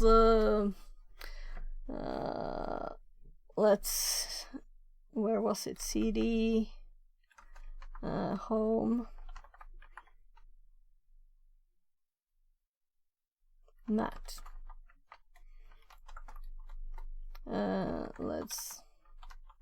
So this was what we were intended to do.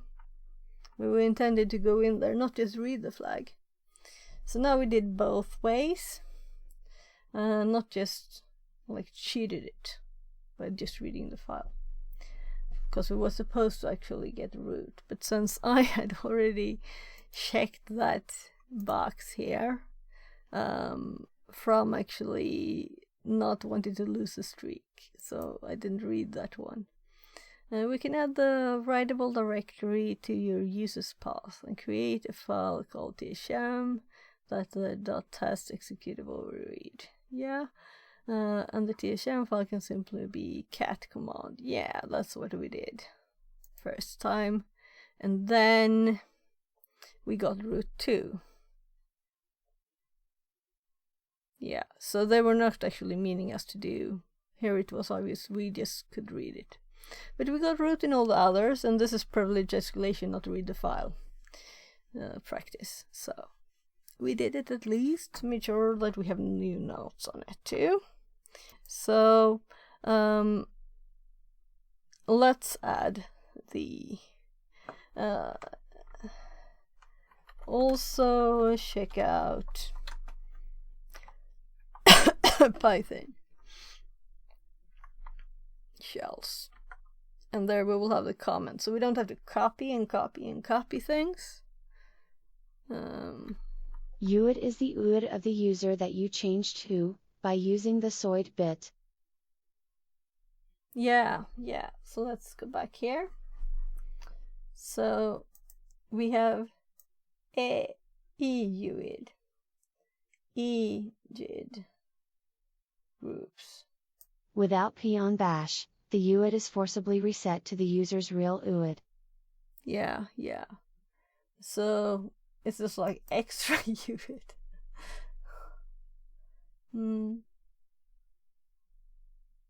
So yeah, I know that I'm just thinking why it's showing these too, because I think that sometimes it's not.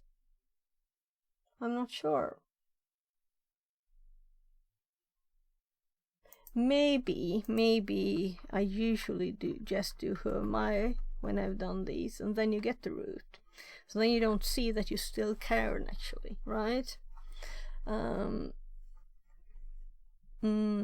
might be it. Anyway, I think there will be a new one. UID is usually equal to UID, so I think it just doesn't bother showing it. But if you use a SOID binary, they are different. Yeah. Right, exactly. Thank you.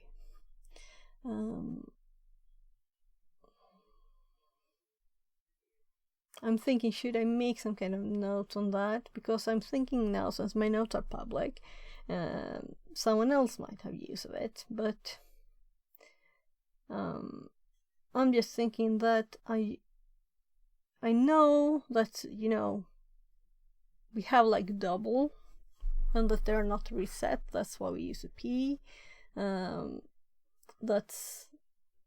It's not new. It's like repetition confirming that but that I knew it. But I thought that I had seen it without seeing the Karen ones. But maybe I've just been doing who am I, and then you see only root. So I've kind of been thinking, like, if you're supposed to practice being stealthy, if you're doing like red team stuff or something, or just pen testing and trying not to be stealthy, then maybe you shouldn't use who am I. Maybe you use ID instead. So I'm trying to use ID more, because that's more, you don't who am I. I mean, you might be like, oh, what groups do I have? Let's do ID. But you're not, who am I logged in as? I don't know. You don't do that, as a user or as an admin. You know who you are, right? So I'm thinking that ID is a more natural thing to actually use. So it's not as odd to do it. Because no one logs Linux hosts, crying face. Oh, maybe. But I think so anyway. Yeah. I'm trying to think, ahead. What could be good to do and bad to do. Now, I guess running whoami/all on a Windows host.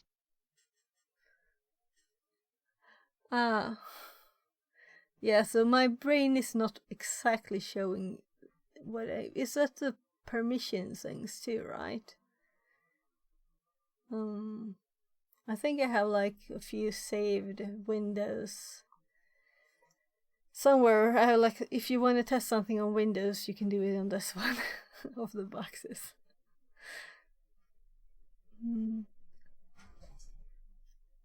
Whoami gets flagged by some EDRs. Yeah, that's what I was thinking about. That it might. And then who am I all, or I'm going to check my kid. Yes, Linus. Vill du någonting?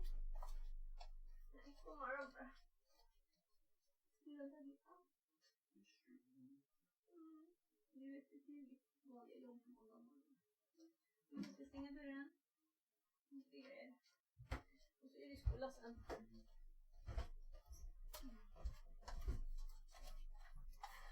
So he's a bit shy of his stream, so I'm going to close the door. But I think actually I woke up much more from not sitting down but standing up. That's great. So I'll just move two of the paper bags here around, please.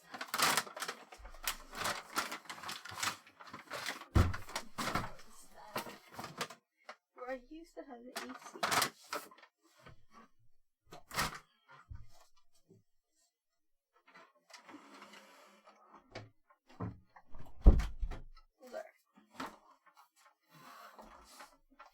So now it's closed.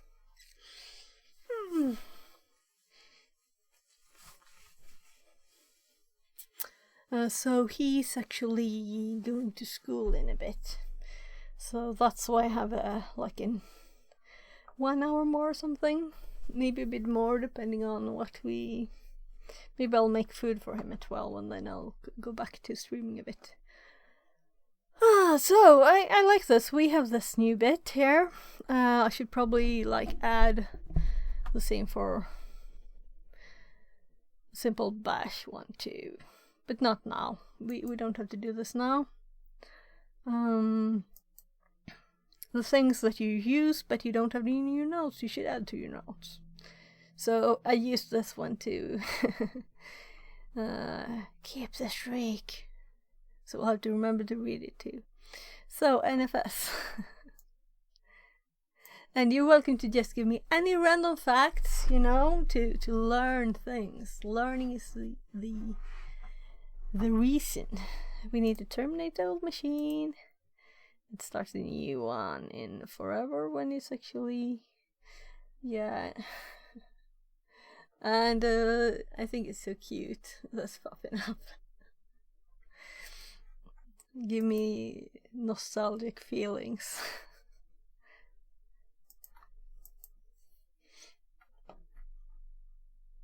So we're going to SSH again, but we don't even have the IP, so let's start reading. Privilege escalation vectors are not confined to internal access. Shared folders and remote management interfaces such as SSH and Telnet can also help you gain root access on the system. Some cases will also require using both vectors, e.g. finding a root SSH private key on the target system and connecting via SSH with root privileges instead of trying to increase your current user's privilege level. Well, instead of, it's just one way, right? Another vector that is more relevant to CTFs and exams is a misconfigured network shell. This vector can sometimes be seen during penetration testing engagement when a network backup system is present. NFS, network file sharing, configuration is kept in etc exports file. The file is created during the NFS server installation and can usually be read by users. And I didn't know about the file. This is great. Let's, yeah, I think I might even have it in my notes, but I didn't remember it.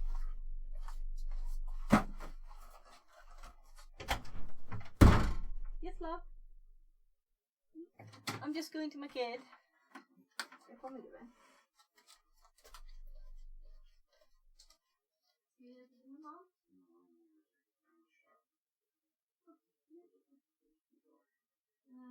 Jag följer med din och kollar temperatur bara. För jag tänkte duscha förut. Och då blir det lite kallt. Lagom man bara, kom så gå ut med mig. Jag visste så att du vet vad jag gör.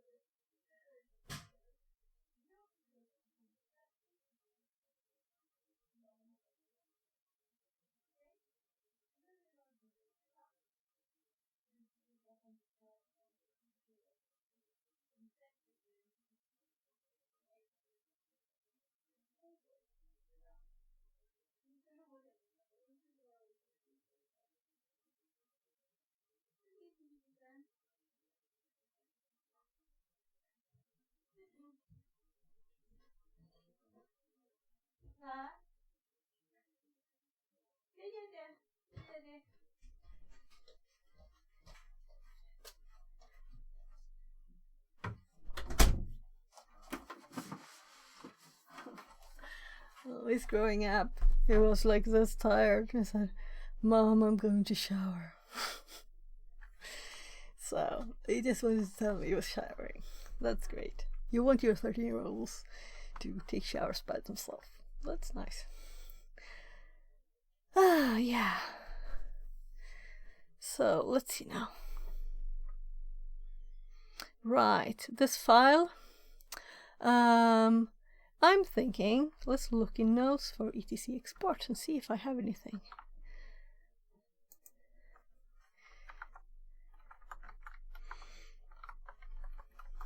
Because if I have it,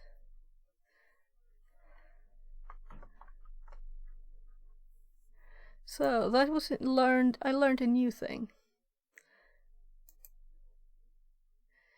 Okay, so this is just automatic.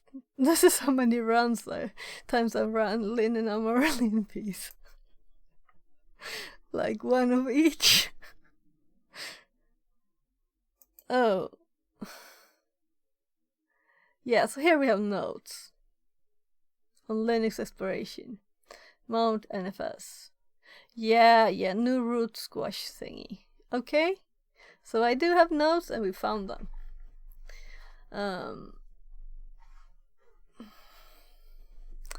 Let's go back here and see.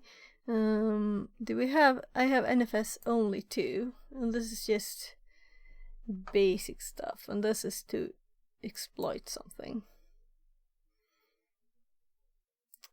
If they are not removing the permissions, right? Because we can pretend to be root with this.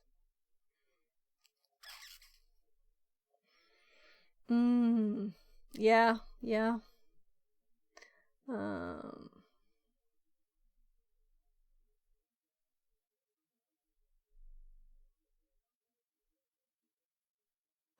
Yeah, so if we connect to a dir as root, that's the only thing there, right?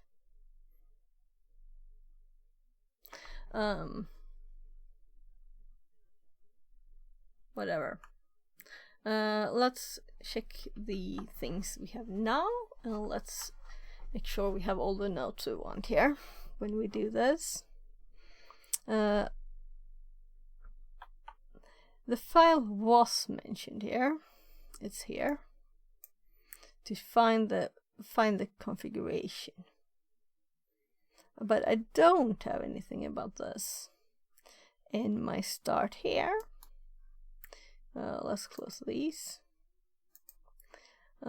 So we should probably have this as a thing that we regularly check, though I guess that actually it's more like a, oh, we had NFS on this box when we nmap it, right?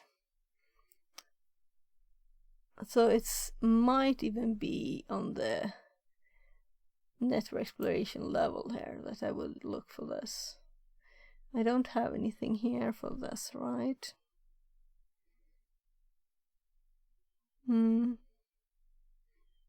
So this is more of a network exploration thing than a Linux exploration thing.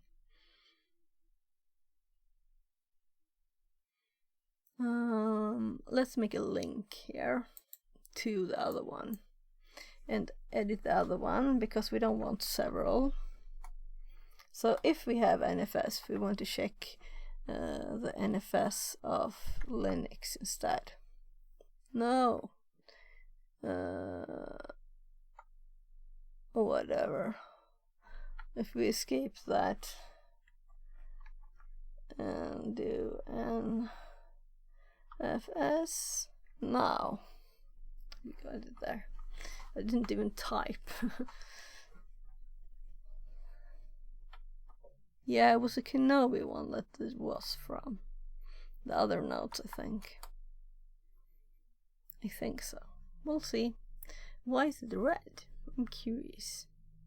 Why are you red?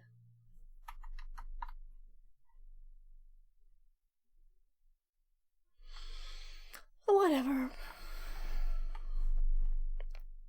So let's actually click it. So if we're exploring the network, we find an FS, we hop here. Here we want a link to the other one, so we don't miss that we actually have one called, it was like mount, right? So we have this note too, and then we want some general information. So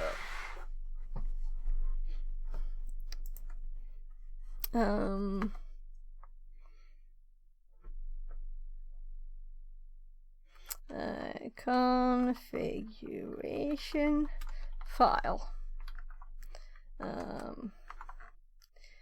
etc, and my brain just empty exports. Oh, when it's 11 I pop up a window. So 2 answers today, but it says 20 hours here. That's nice, right? It pops up to remind me to study at 11 and 19.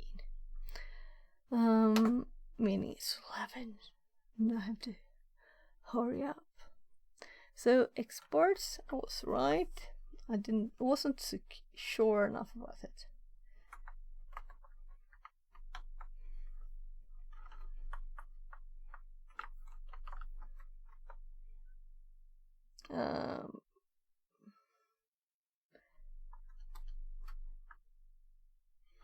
So I'm actually thinking this is connected to this. So let them be close to each other, right?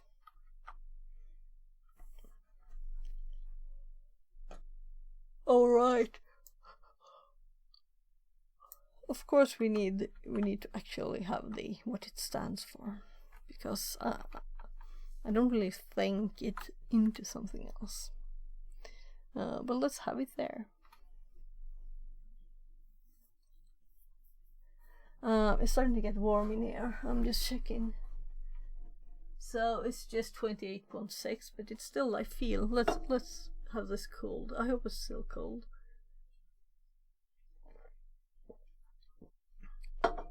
Much colder than in here, but it's too warm. I could get new cold water though, I guess.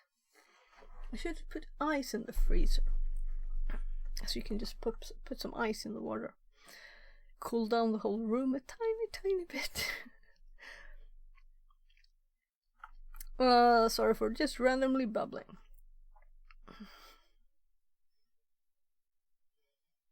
So it's created by the NFS server installation and can be usually read by users.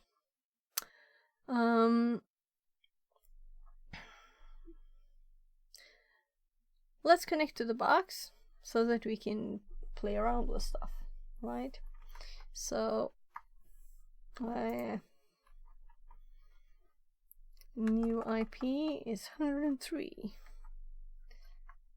212.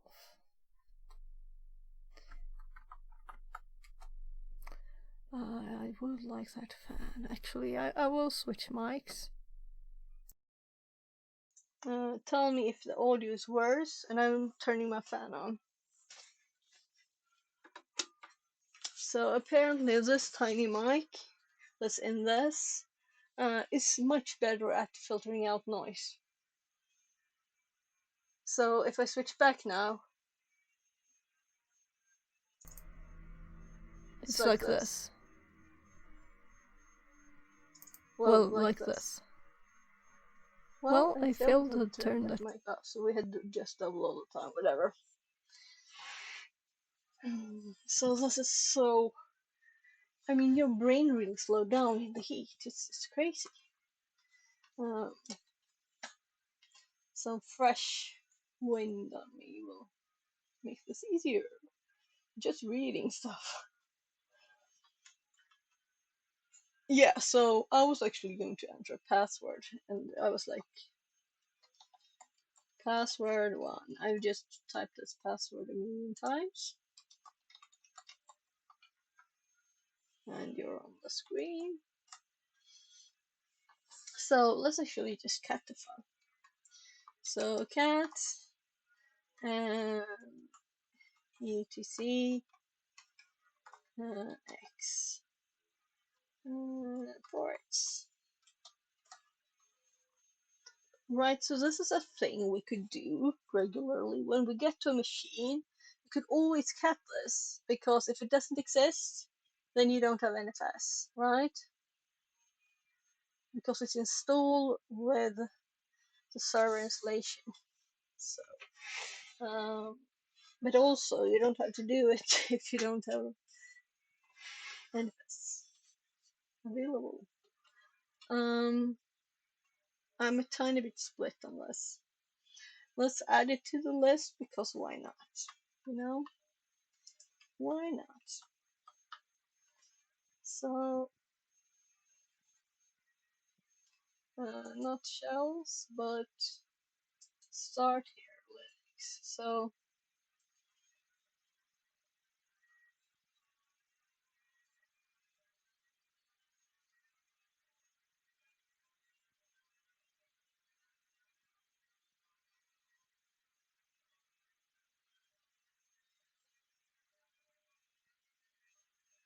let's, before we start messing with processes, we'll just have it later. That's more like a general one.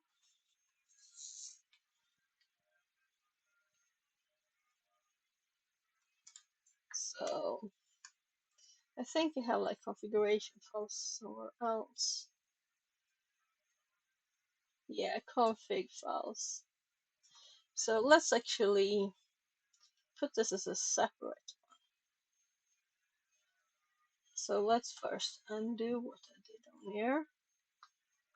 There, and then we go and make this a separate one. Because what config files? This is not specific enough. So there might be other config files.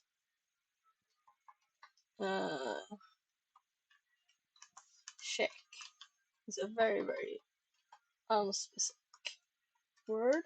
So let's actually cat etc export, and this is nfs config file, and we can add others here later. But now we have one in the list for check config files, right?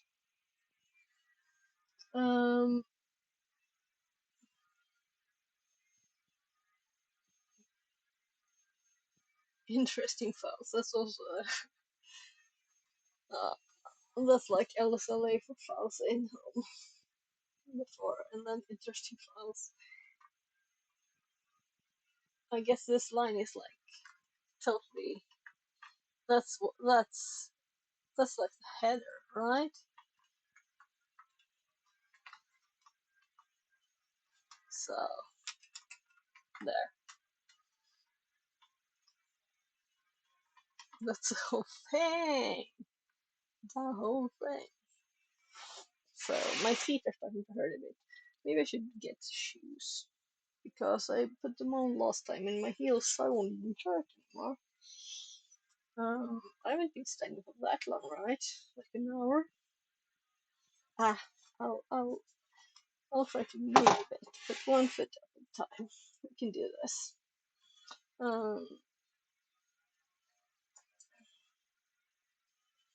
So in later, I haven't put them back on my schedule, but I will do an IRL stream at 14 my time.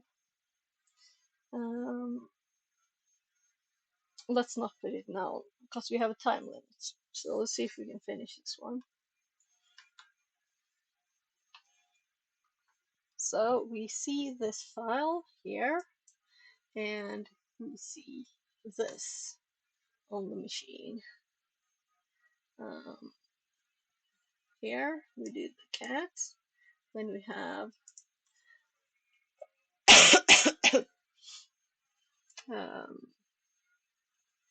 home backup.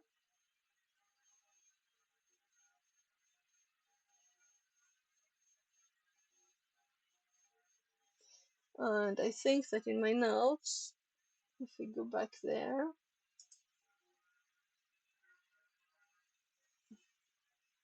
and let's see here, TMP, no road squash.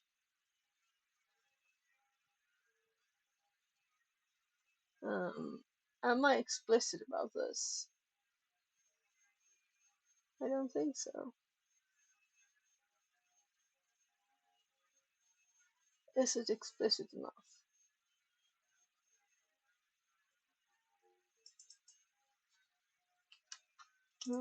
Let's just put it underneath there. It says no road squash.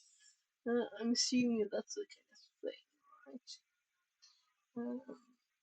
Do we have anything here? If road squashing is off. Right, so these are, I have the instructions for how to use the vulnerability before I do have to find it. Or these are more detailed instructions. Okay. Well, let me just be quick bathroom break. I'll put this on the table.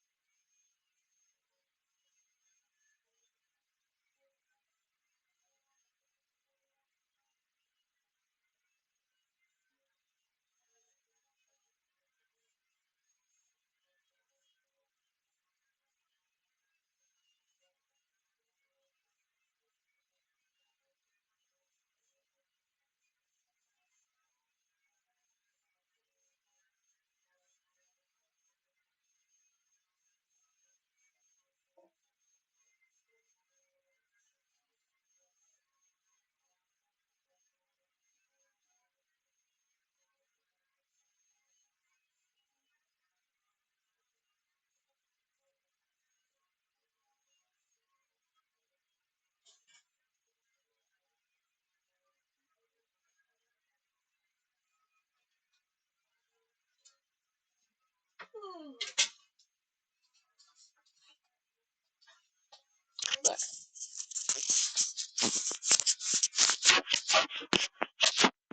I'm sorry, that must be so noisy.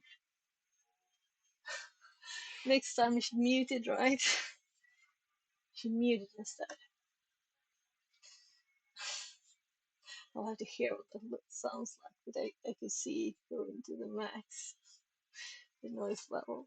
So, this is good to remember. It wasn't too long since I added these notes, but it's very good to repeat with not too long a time since you made the notes. Right. Yeah,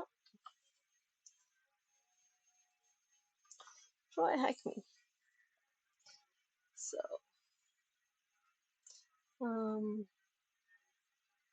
yeah, I think it's time to send a message to my oldest scholar because he just fell asleep. So I'm sorry, but I'll do that quickly first. Here.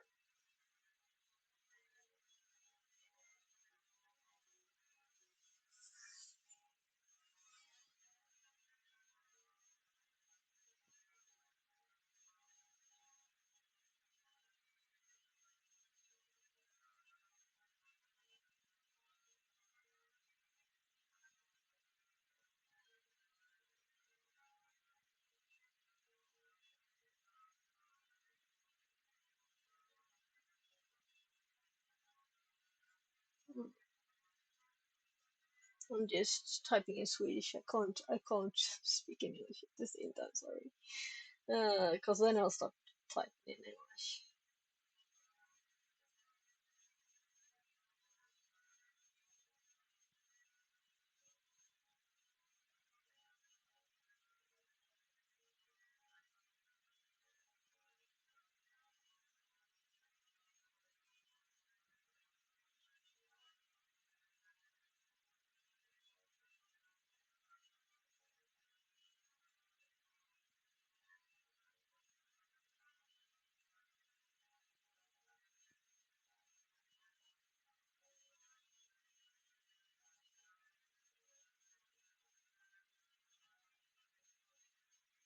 Since he fell asleep like 2 hours ago, so I had to tell her that she can call and try and see if he wakes up and answers. But he didn't sleep well tonight. We went outside yesterday. That's a big thing for him. So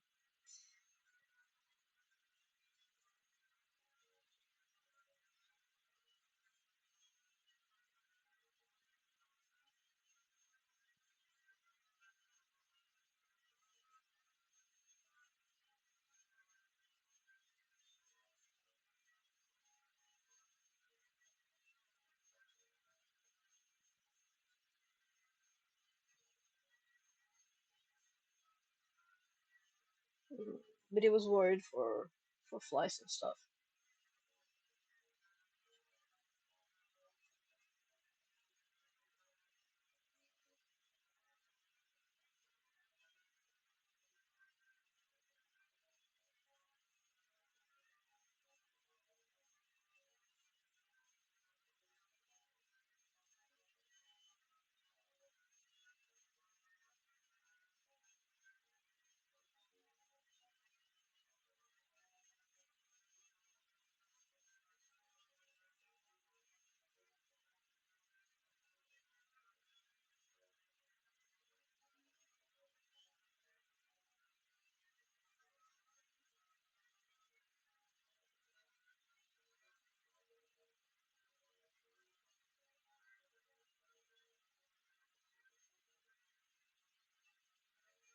Trying to phrase it in a way that she'll understand us good, best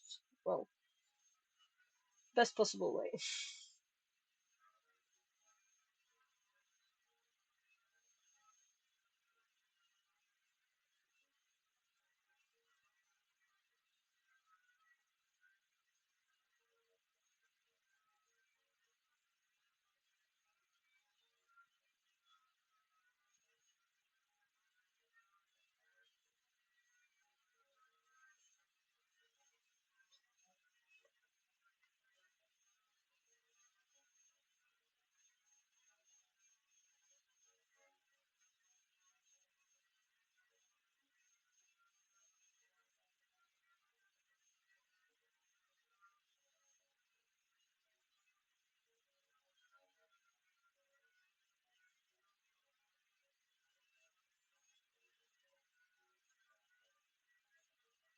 So I'll just read it and then I'll continue.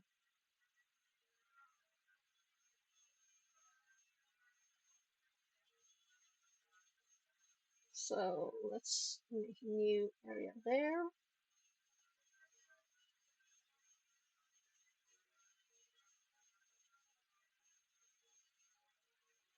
So a mosquito actually landed on my kid's hand, on his finger. He was very explicit where it landed, and he's very worried about insects. So he had a hard time sleeping, and it landed inside, not outside. So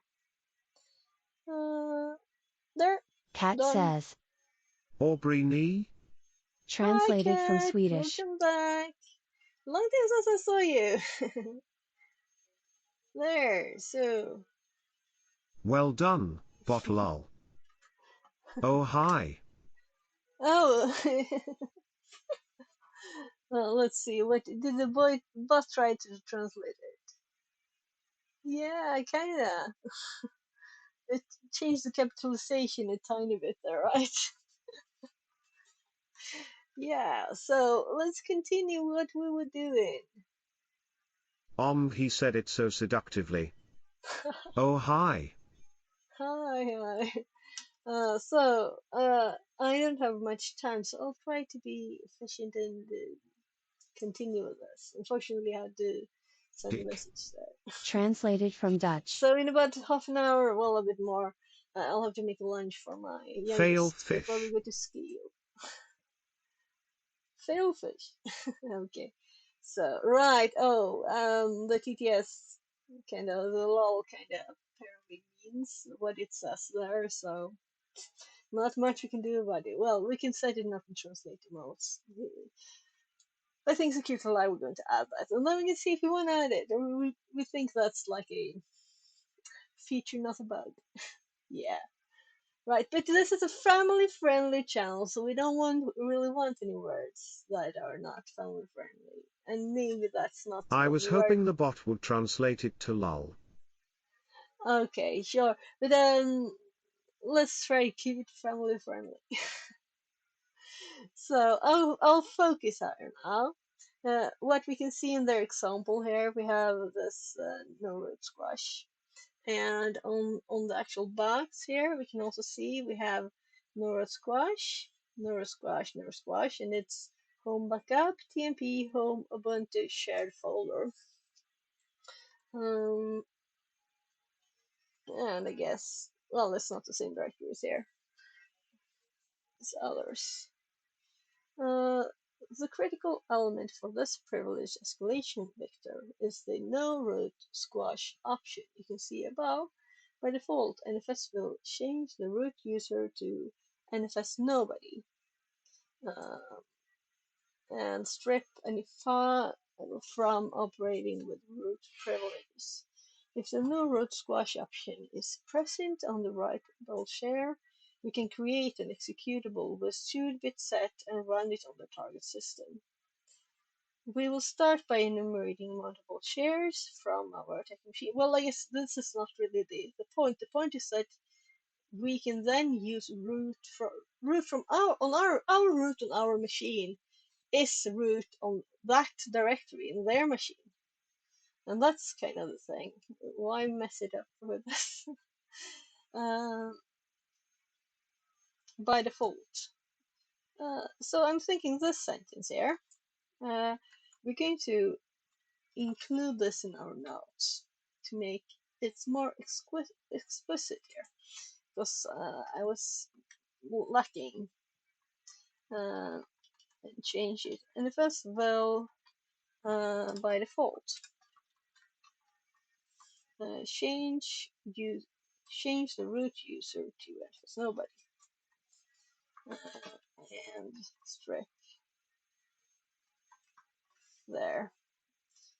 So this is a good default to have, and why anyway would change it, that will be not. I'm thinking like before NFS sort of this thing, right? I'm curious when it was added. So let's start by enumerating multiple shares from our attacking machine. So we have the IP. Let's first start with an M actually, because we want to see what it looks like to have NFS there, right? So we have a normal one here too. So let's just try this, and let's actually nmap 103 dot 212. Oh, I should remember that. So now I did all parts just to do it. It's kind of quick though. I don't think we would have needed to.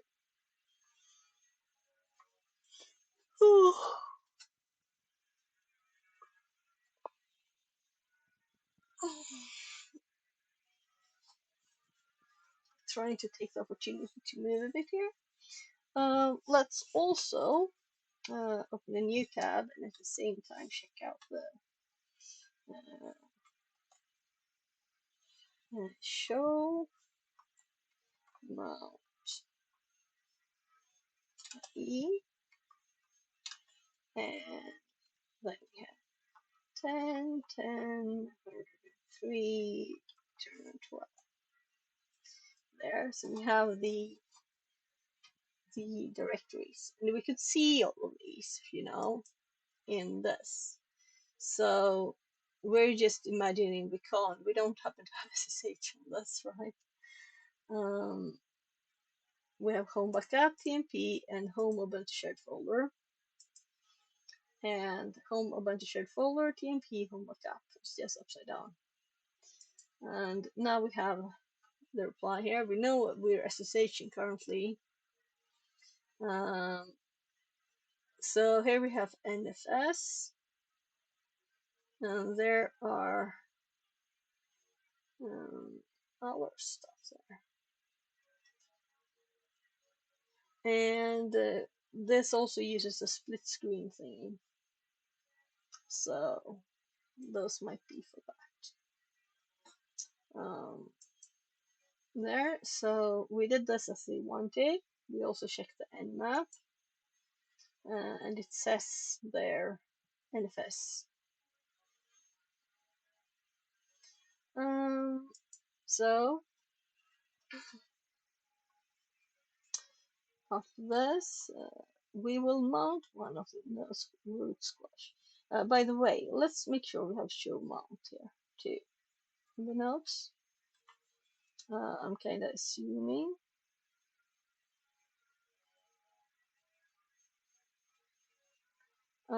Let's put this. This might be in the normal NFS, right? Oh, okay, so I'm actually using the nmap show mount, but we can also use, so let's do enum by nmap, which I guess uses this, right? I show mount. And we're going to put the example, the one output we got here.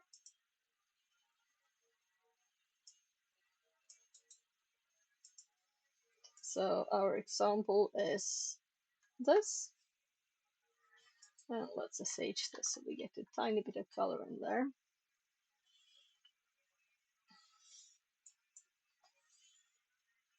There, so now we have this in our notes.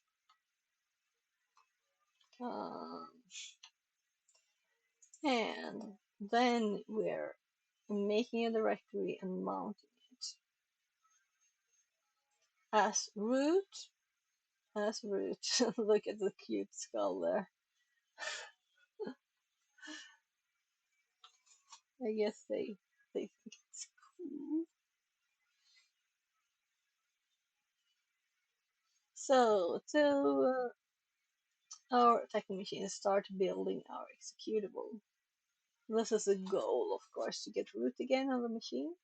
That's the way now. So we're no longer in the territory of randomly nodes for NFS. We're in in this, and I'm kind of sure. So we're becoming a root. We're making a directory. Here, making a directory. We're mounting it. Mount ORW, one of the directories. Oh, read write. Oh, here's also a version. So it's a bit more complicated than this one. So we'll keep the other one, of course. As we can set UID bits, a simple executable that will run bin bash on the target system will do the job. So, I'm always a bit curious about these now, because we just did the same thing, only our executable was a script. So why mess about with compiling? If not for practicing compiling, I guess. But we also want to explore more. Let's make both, right? So let's do both. Also, do we have this code? Because I didn't actually add it to my notes last time.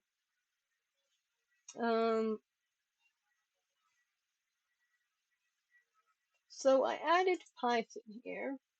Let's say we wanted to make executable. We could let's just do ELF, right?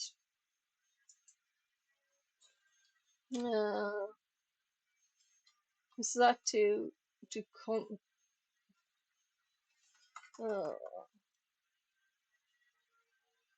executable ELF, right?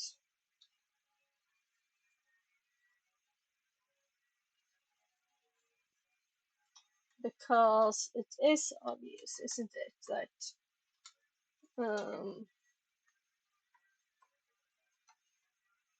and this is an image which is kind of annoying. So I'll just move this and type the thing.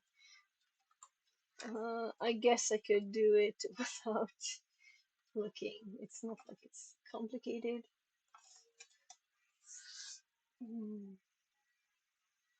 Oh, I don't like their way to put this parentheses. So set JIT. So don't we have any clues for this? No. This is base stuff. Set. I'm sure I have one of this that's actually doing these better in one line. So where do I have that?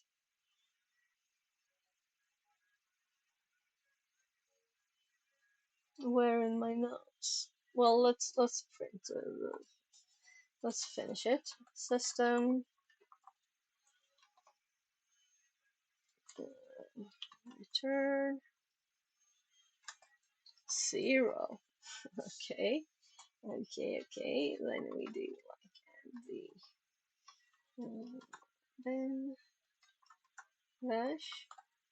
So I have just typed this into here. That's all. Now we can copy the text too, so we don't have to type it again on the machine. There. Actually, the wind is starting to feel too much.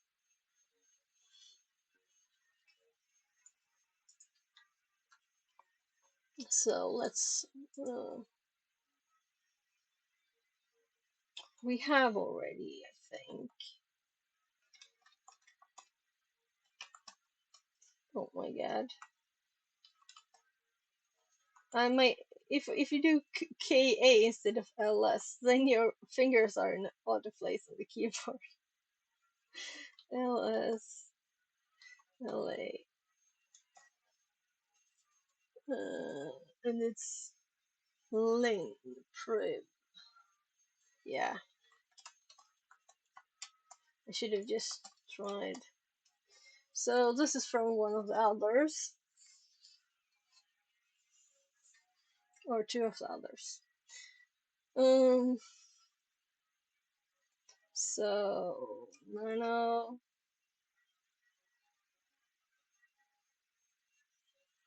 uh, run bash dot c. Well, let's make it easy, right? To remember what on earth it is. And let me just paste the thing. And let me sx out.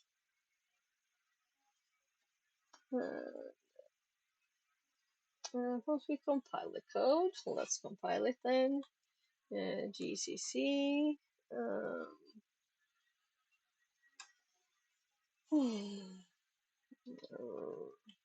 run bash c o output file run bash.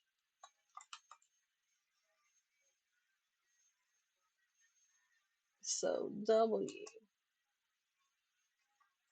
I'm kind of curious. Did I have that on my last one?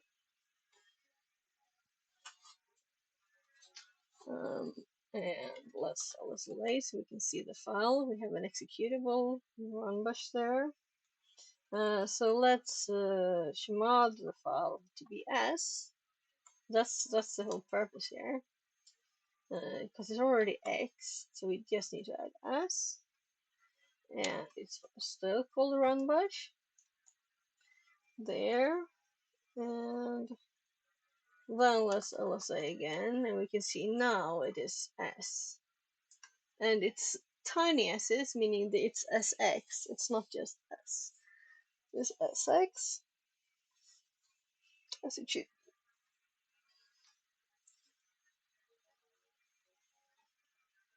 So you will see that both files, NFSC and NFS, are present on the target system. We have worked on the mounted shares, so there's no need to transfer them. Okay, but that's too bad. If we don't use our own files we made. My god, that's boring.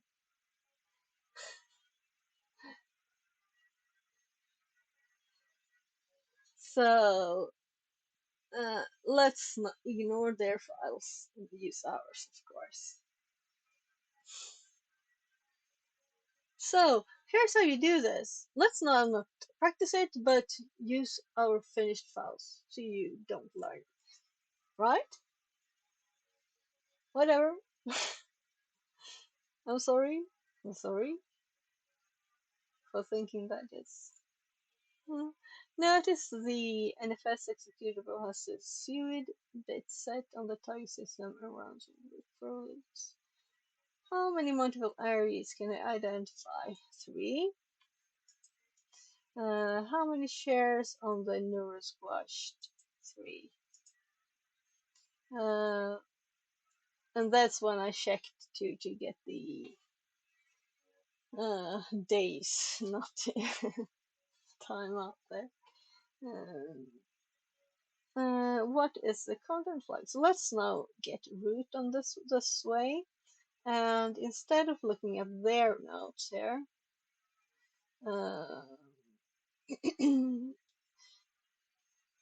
we'll do our own. We use our nodes to make sure that they work. That's what we do. So here is executable. We'll start bash. For use with, for example,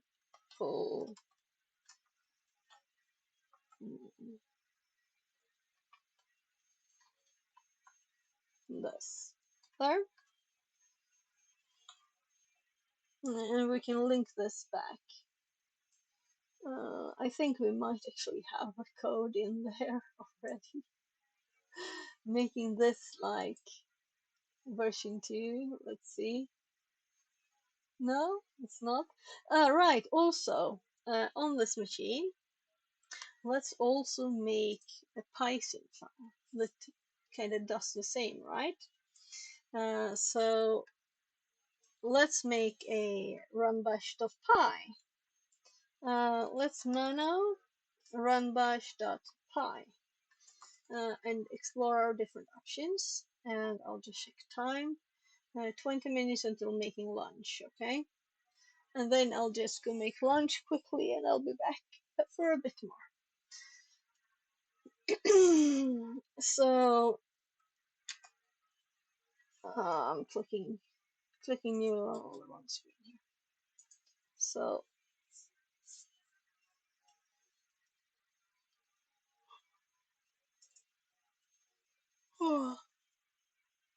yeah, so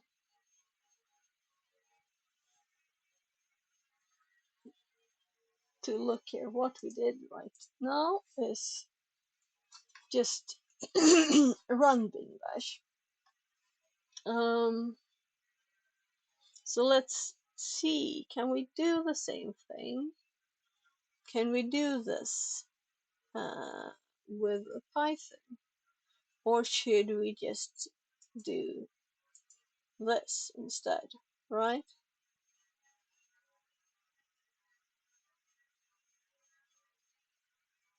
Because it's one step more. If we just run bin bash, run bash, this is a good test, right? Let's make it copy these, but let's add something. Let's add running bash. So we have a backup if it would fail. So I'm copying this, we're pasting it here.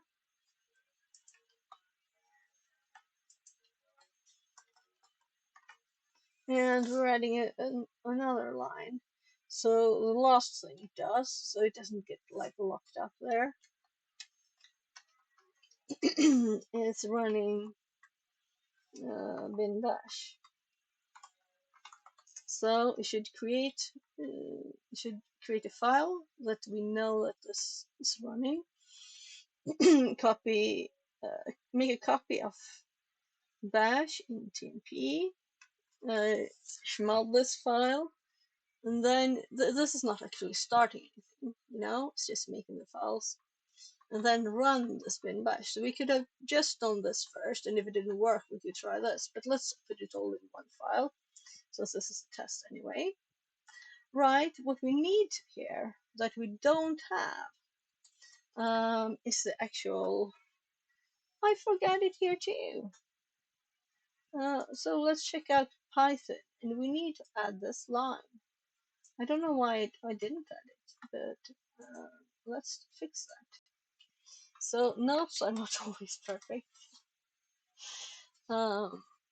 So this needs to be here, of course.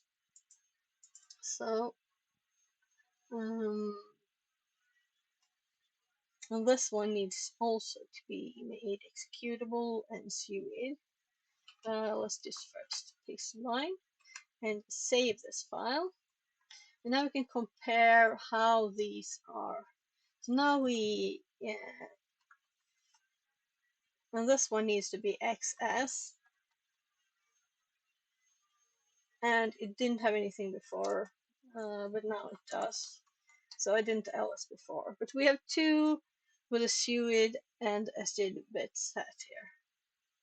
So runbash and runbash pi, and we can compare how these were to work. We would actually now then of course need to create a directory as a root and mount it there. So will we remember the file names? Because it's just a mount, we can still look at it, but we could also do it here. Let's do it here. This is just an nmap we did of this. So let's go back here and see. Rather, we're not supposed to. We're supposed to use the notes. So these are the instructions on how to exploit no road squash in my. Maybe I shouldn't have mount here. I don't know why mount is here actually at all. So let's just delete mount. This is NFS road squash. So kind of easier, right? And it's sorted right. When I'm looking for it, I will be looking for NFS, right? Not for mount. So now we're going to do these instructions here. We're going to sudo to root. We're going to make a directory and mount their share there. Then we will put our exploit that this one makes it one with MSF Venom. So here let's link or use, and then we link to our executable elf here. Let's also put the in the executable elf thing. You can just click here to go there. I'm stupid. Of course, we want to add the permissions here. So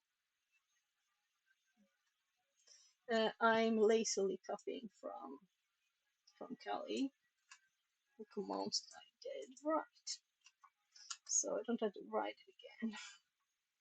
There, and then we have. So should I have explanations for these?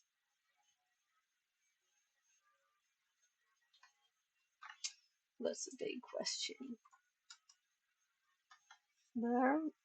So I think it is obvious. Compile. Set executable and well, just let's just sudo, though it says both. Let's do slash.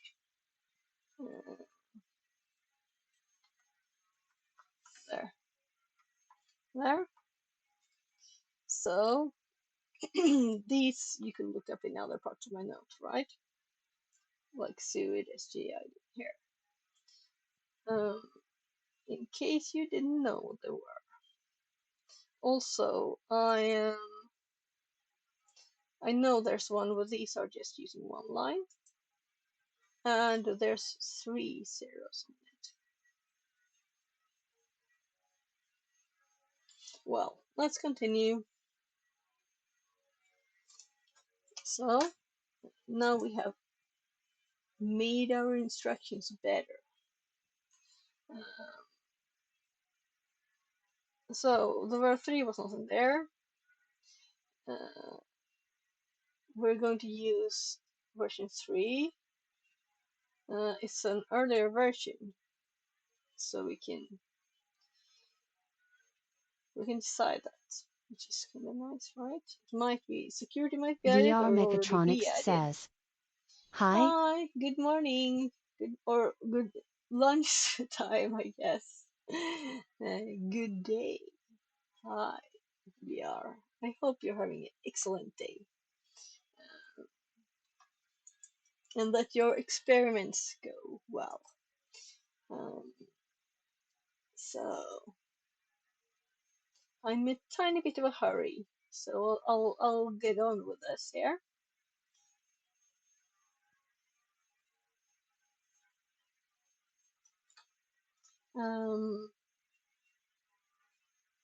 So here is the actual output example for the commands that are shortly listed here. I read about Docker in Copilot." Okay, nice. I'm going to focus on this because I have like only 10 minutes left until I need to make food. So we should do this now. So the executable files are in this directory. I will actually make a new tab because we will have automatically the directory instead of doing it here.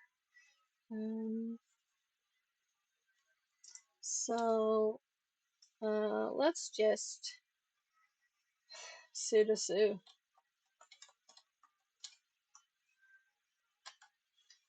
there and type our password, which is not at all impossible to remember. We're now root, so I used to do everything as root, but I'm learning to be not lazy. So let's make a directory, and I think we might already have one, but, so we can just cut. No, why did I do that? Let's lsla.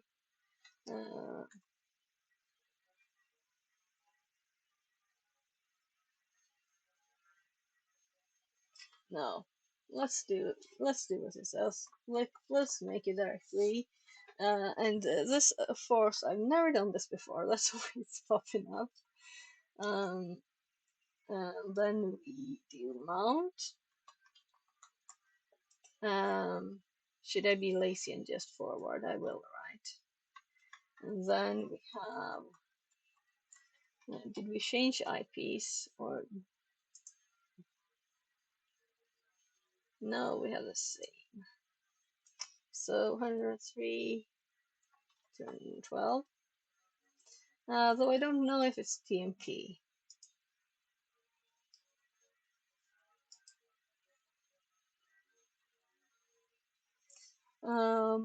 Since I don't, I definitely quick mega thing. Don't remember how to do this. Show mount. We'll do it in this place too. So show mount E Grizzleby 10 says, 10 Grizzle118 heart. 103 212. Hello, Gristleby. Welcome in. That's a cool heart. I like your heart. There, so here we have the TMP is one of the folders. Well, TMP is always nice, right? So let's do TMP. And to TMP. That's the same thing. So as this example. Okay. So now we can just copy our files here that we created. TMP NFS, right? So let's CP first. Let's actually check the nodes because I could have left stuff out and thought that it was implicit and simple and we didn't need to do it. So let's make sure that we have it in the nodes.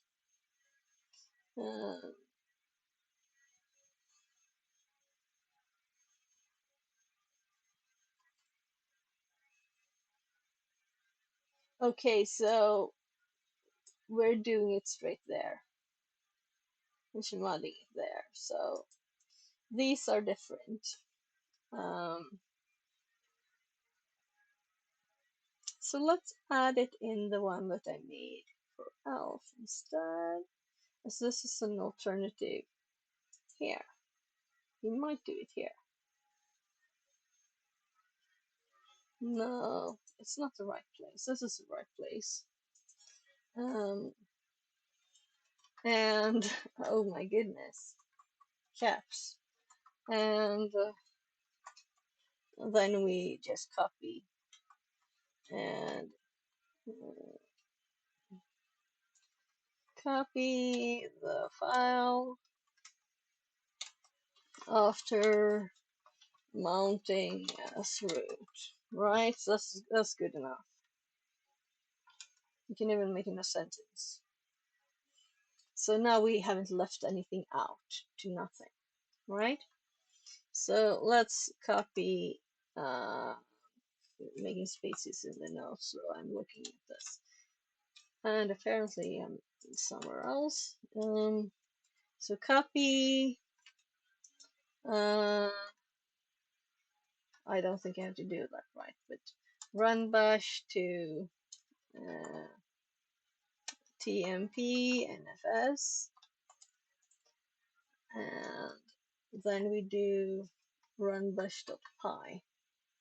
So now we have two things to test, both of these, and we're currently SSHing to it here. So let's see the TMP, because we're usually in the root on this one. Let's make sure we're there. And let's also do bash, so we have all the nice images here. OSLA here, and we have both of our. Something went wrong.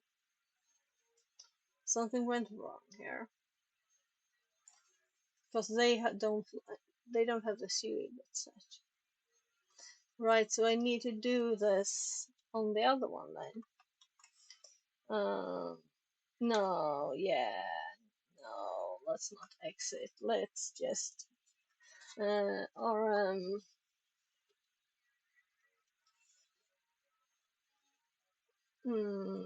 I can't do that. Ubuntu. Let's actually look here. Here. So let's cd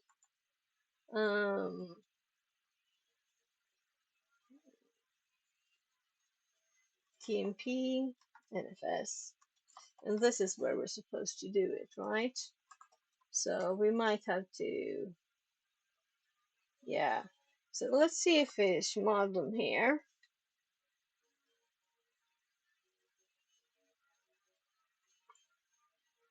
And oh, just delete 3. And now we look here. And now they are. So we need to change the notes. Or if I made notes on this. Did I? For some reason this phone keeps flipping out and saying it can't charge. So I have to disconnect it like after a few days and connect it again when it does that. So now let's continue. Now I can switch screens again. I think there. So 2 minutes. I'll be back. I'll just be gone for like 5 minutes or something, making food. I'm efficient, I hope. So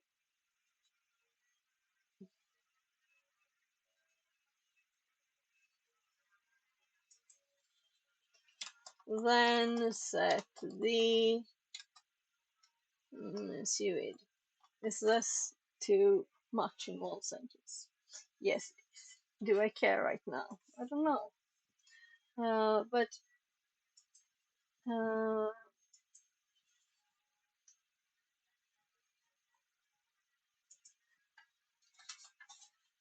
move to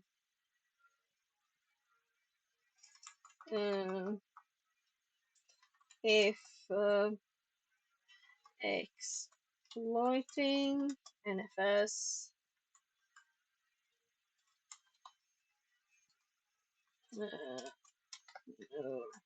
root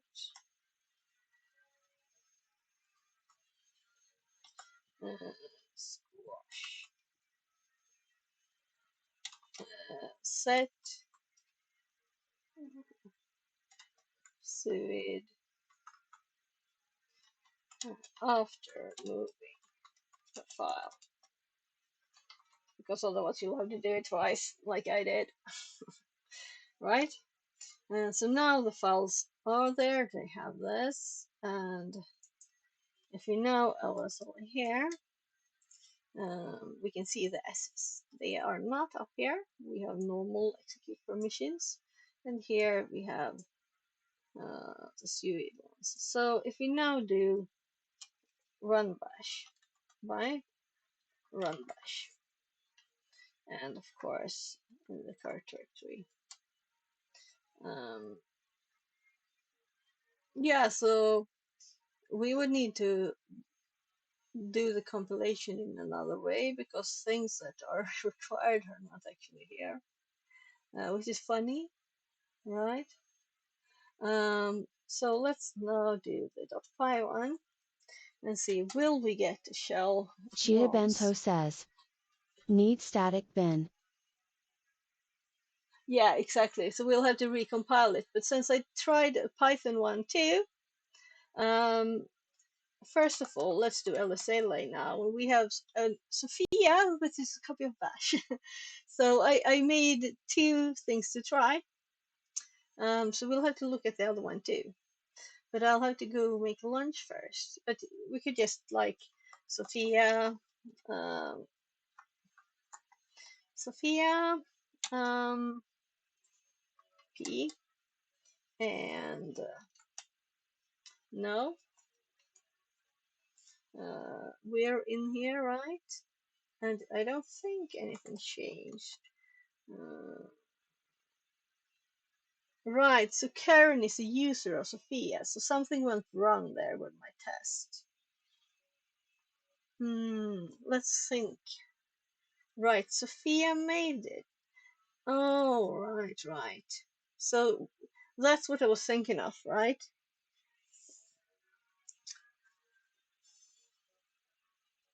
We need to like take it along, the permissions. That's why we're testing this, because we don't have any use of it running cuss Karen because we're already Karen, right?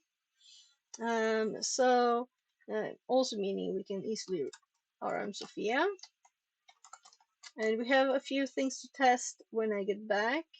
We'll compile it differently, so it's like standalone, and we will see if we can make this using Python too, and to just let's nano. Yeah, exactly. So is there a way to do this to get the permissions there? So we want the permissions. This is owned by root. We want to. Can we use a Python file? That's the question, because we know we can just compile the other one to include, and we will have it. But let's see.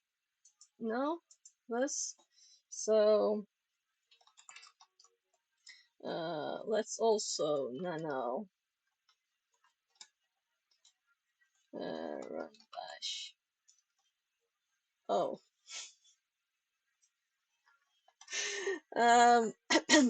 .c might be easier to read. So can we in Python do set GID, set UID? That's what we're needing to do in Python. So I will be right back. I'm just going to make some lunch for my 30-year-old. And I'll be back as soon as I remember where on earth I have lunch. There. Just getting lunch. I'll be right back.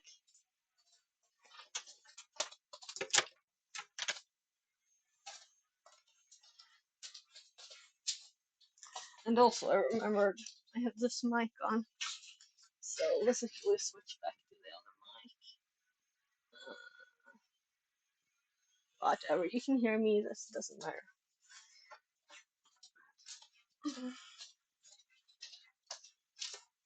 Linus! Det är dags att göra mat. What? Det är dags för lunch. Har du åt du precis? No. Ska vi inte gå och fixa lite mat då? Can you make me pizza? Kan du hjälpa till? Det går jättefort. Du hinner inte få någon time-out eller whatever it is. Can I make pizza? Yes. Kan du hjälpa till? Det går fort, vet du. It's quick.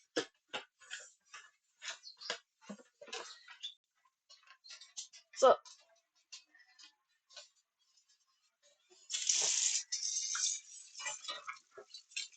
Sen börjar vi fixa disken när vi kommer fram.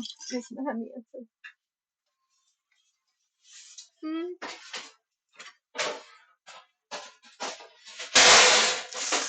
Så, pinka.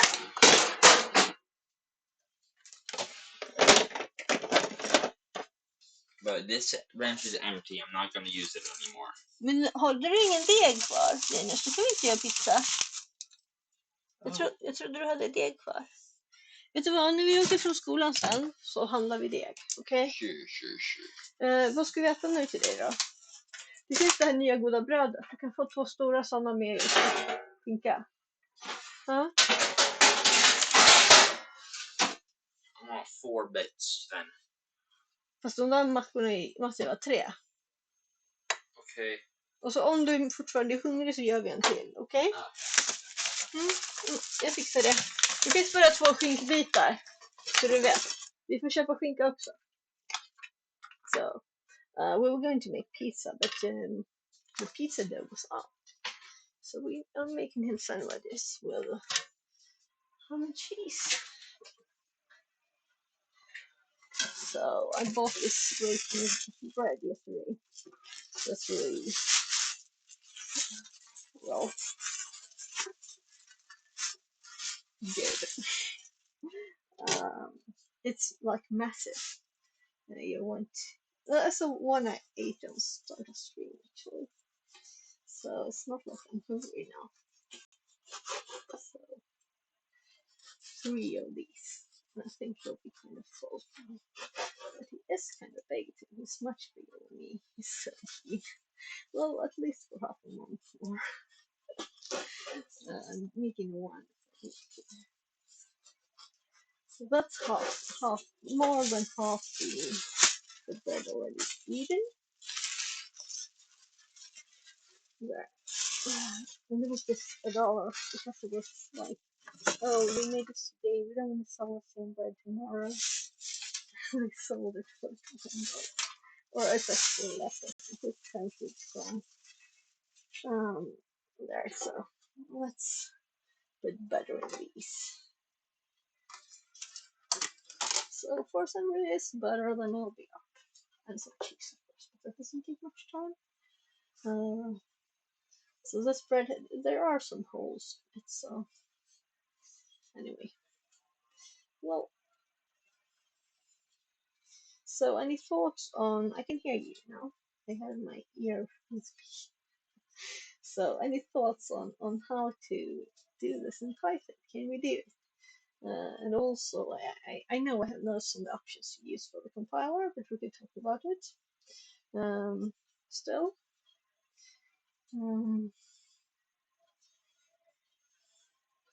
So I'll just search for GCC in my notes. I'm sure it will pop up there. Because I don't have them in my head, the compiler options for GCC there.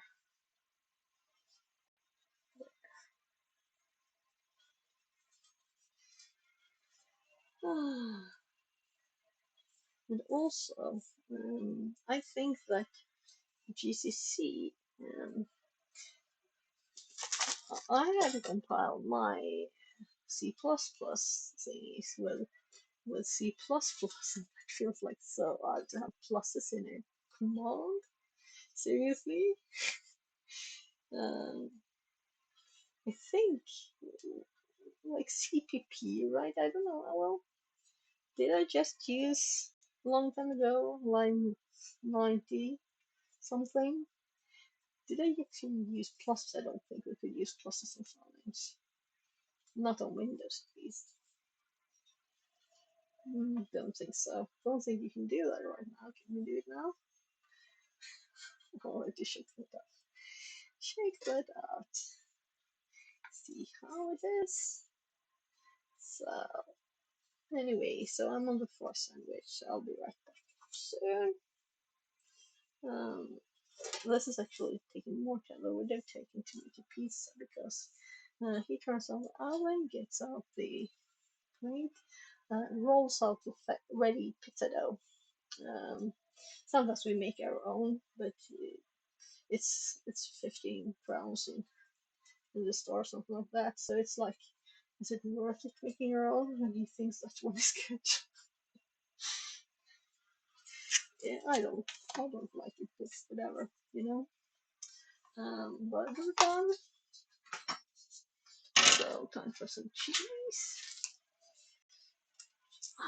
These are bigger than the cheese, these sandwiches. So It's a lot of cheese. You'll see how it looks soon here.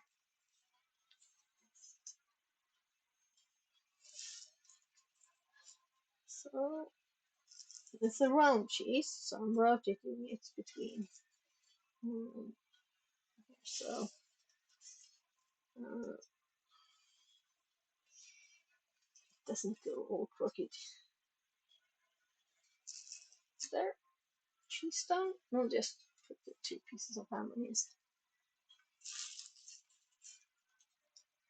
Yum. Cheese for me.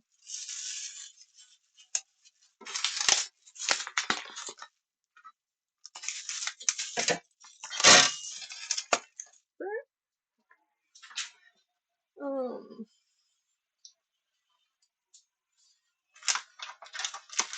So I guess I'll just plate for him. Oh, I think there's actually 3. That's nice. So all these sandwiches has 1 of them. Obviously you have to buy pause by the store on the way home too. And I noticed the spread was kind of get crumbs on your table, so there. So yeah, I'm coming up again. And also the kitchen fan is on to drag some air in through me.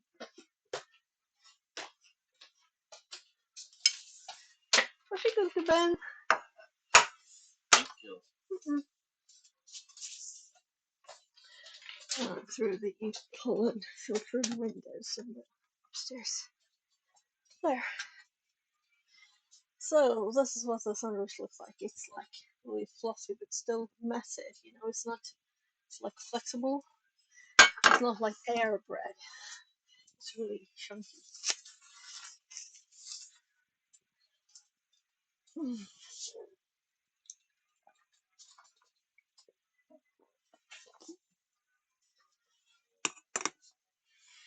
So that's finished too. So let's get rid of the lunch thingy and let's continue. So I'm driving at about 1:15. So we have an hour until I'm leaving through the door. Okay, meaning we can't really be doing this for an hour, but I don't think we'll need that much either. Well, let's just start by searching GCC here.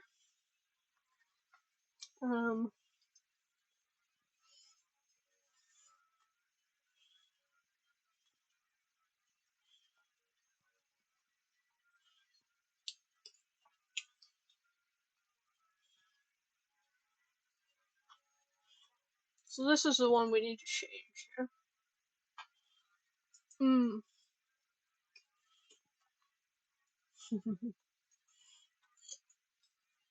Okay, we have the plus plus for that one.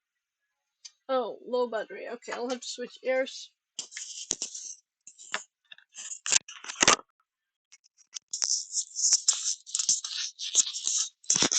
Alright. Sorry, you'll hear that, right? I should almost switch to YouTube. If we had more time, I would listen to it.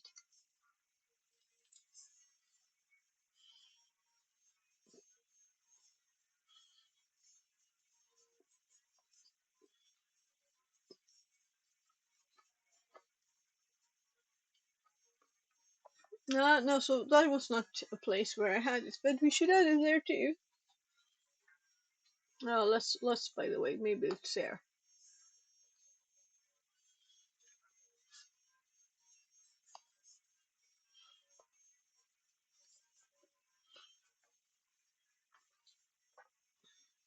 So I thought I had it. I might have to look at the help. It's there, right here.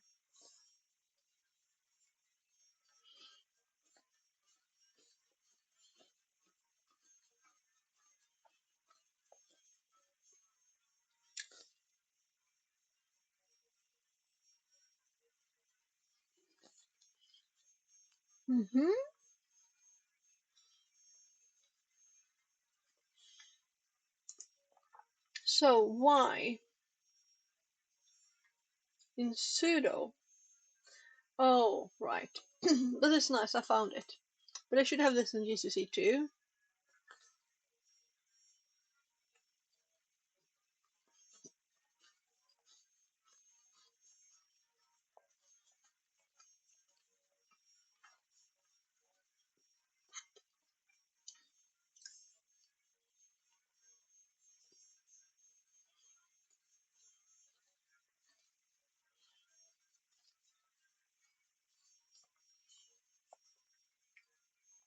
Here we also have the one with 3 that I said. 3 arguments instead of 2 lines.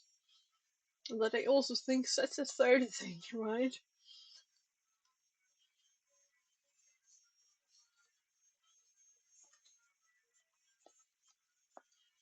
Mm-hmm. Right, so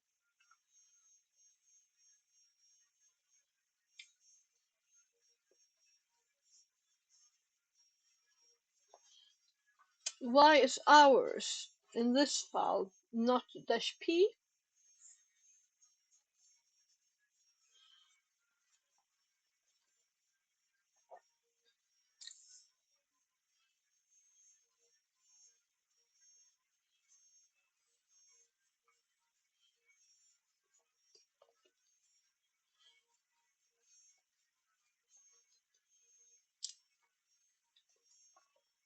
So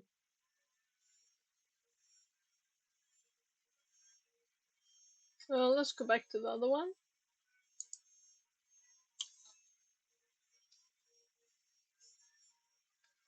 And here we also have the fpic one. What was that? It's position independent.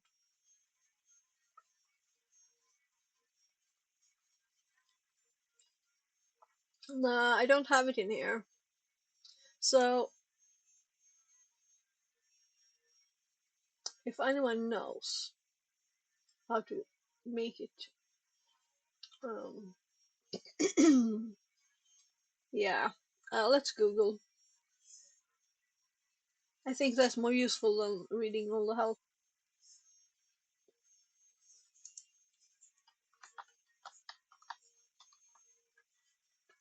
Yeah, thought so.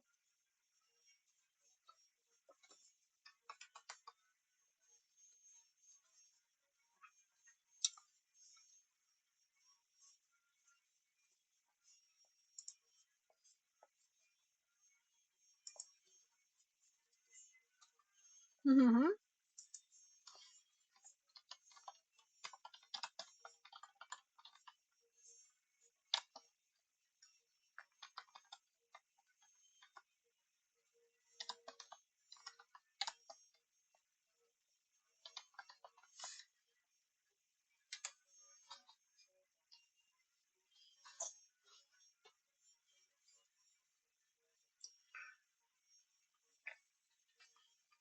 So this is great. There's something we didn't do, you know?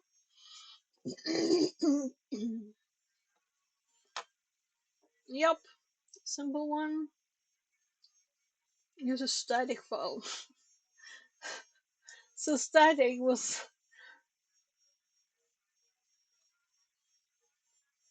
So is it imagining this? Is it like dreaming up things? So since static doesn't exist in the file here, right? We don't have static in the help file. We can just test it. That's easy.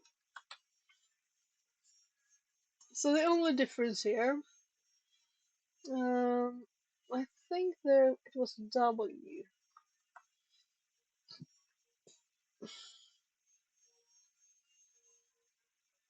I might just be.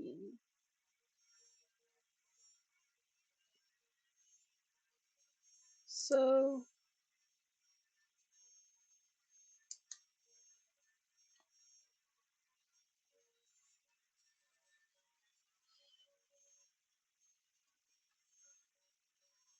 yeah, that's the GCC one there. Yeah, it was W, and it's not in the list either. But I'm assuming that the W is supposed to be the standalone, right?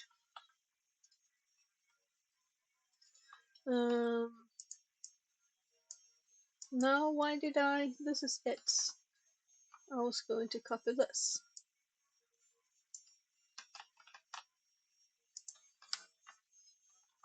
How does it compare to this?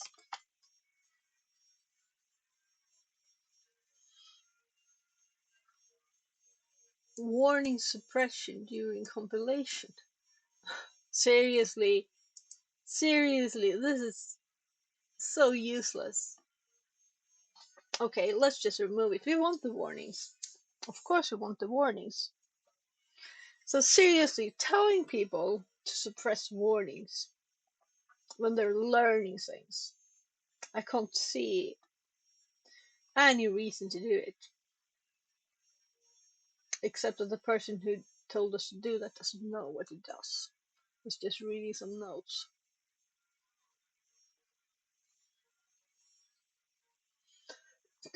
Yeah, so I was just thinking, could this possibly be something similar?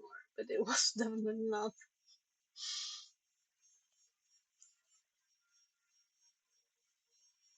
Yeah, depends on shared binaries. Static thinking. Let's just do static. We got the answer from the start. Not do warnings, seriously. I'm sorry. Um, I'm not complaining on try hack me. Um, but I'm curious who did this. We want the warnings. We want to know the evidence of the evidence. So let's go up to the GCC one. That was kind of long. No, not here. Okay, whatever. Let's type it. So GCC. um. Well, let's just rm. Yeah, this is here. Rm run bash, right? And make sure it's gone. And then we GCC static out to run bash from run bash dot c there. I think this is all it said. Just let me double check back. Oh,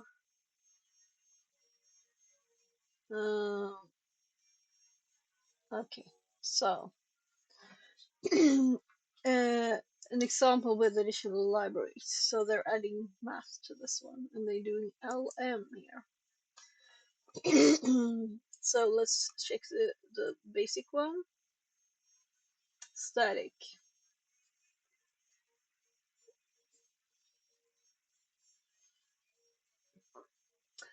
Let's just assume it works and it's right. And we're not suppressing any darn warnings ever. Implicit declaration. Yeah.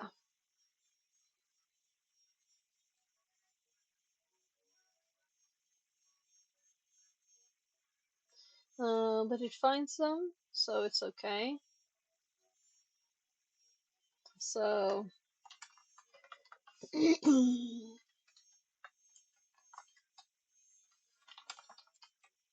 so run bash is there. If we exit,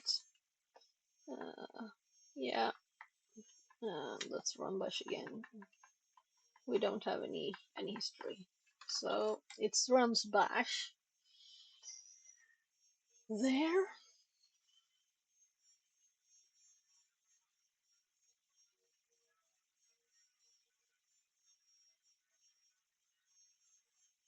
What about the Python one? Let's do one thing at a time, right? Double check the time of the box. We are 28 minutes, so it should be enough that I'm adding. Because we do have time, well, we don't really have more than 28 minutes, like a few seconds more. So, on the box, we're not going to do stuff. We're going to now copy. I think we copied it here. So if we go out here and we isolate here, we have the old one. So we're going to REM run bash here too. There, and then we're going to copy it here. So let's first just isolate to make sure it's gone. We also have the test file there. Look at this.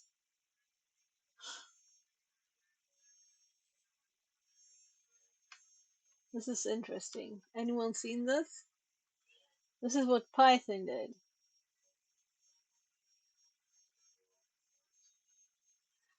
This is the user that we have on the remote machine. It's Karen, right? Karen is the owner here of this file. So let's just rm test file. So if we run it again, we will see the file pop up again. But we want it to be run as the script is suid bit set. We want it to be running with the to like send the permissions on. So I need to learn how to do that. So we're not just following the room, we're just exploring now. Well, still not just exploring. We need to get one of them to work to get the flag to. Oh, my legs. I'll just be like this for a bit. When you focus on how that your leg is painful instead of what you're actually doing, that's not a good idea. So we're going to get the file over there, and it's locally here, and it is run bash over there. So we're actually going to we're root now, right? On this machine here, and yeah. Now we're going to copy the run bash to tmp nfs there,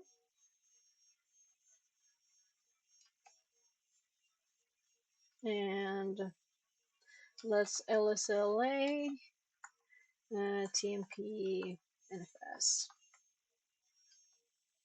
there, and then we chmod tmp nfs. Oh look, that was the old one. So now we're in roots history. I think I made a mistake before. I think I made a mistake to do this.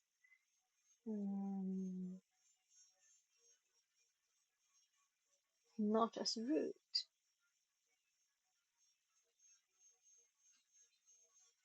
Which looks odd. Well, we'll just do it there. So plus xs. Well, it's already x, so whatever. Let's just run it. If you always do xs, we won't remember it. So now we have run bash. Yeah. So if you see, as you can see, Kali is a user for run bash pi. So let's actually rm run bash.py and look here, and then we will, as root now, cp run bash.py, because this was the problem, and then we know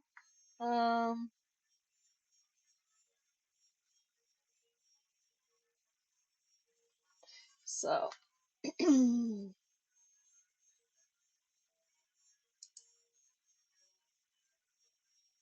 no py file.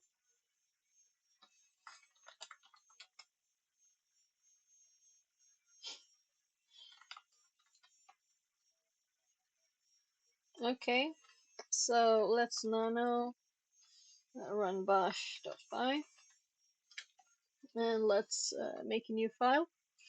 I'm just going to go to the notes, and do we have the Python one open now? So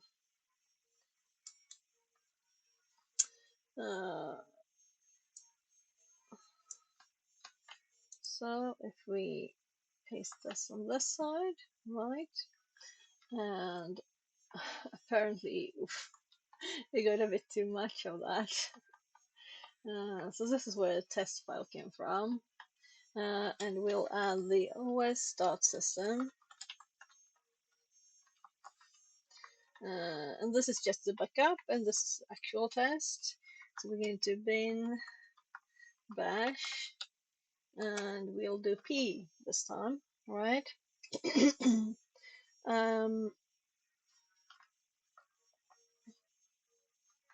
So now we have two things to test again, though we will need to copy this file as root. No, this is the Kali one.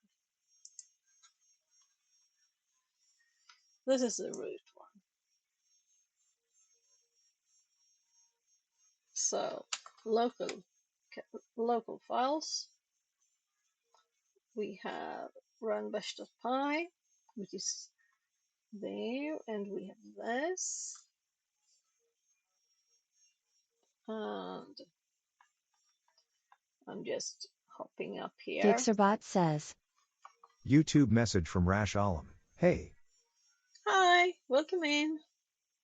And if you want quicker response time, you can hop over to Twitch, because it's like a at least 10-second delay on YouTube. So unfortunately, it's not as good for streaming as it is for watching videos. So let's copy runbush.py to tmp, and this is what it was. Oh no, this is what it was trying to do, and then the file didn't exist. And we're root. We're copying it here. We're going to lsla, tmp, nfs, and there we have both files. And apparently we don't need to sx it.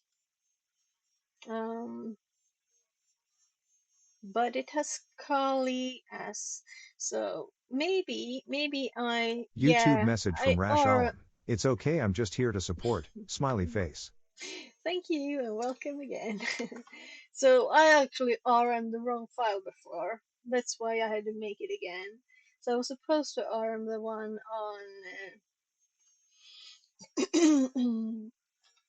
So apparently, if I have a file here and I like replace it with another file, the owner is still the same as it used to be. It seems like that at least. So tmp nfs.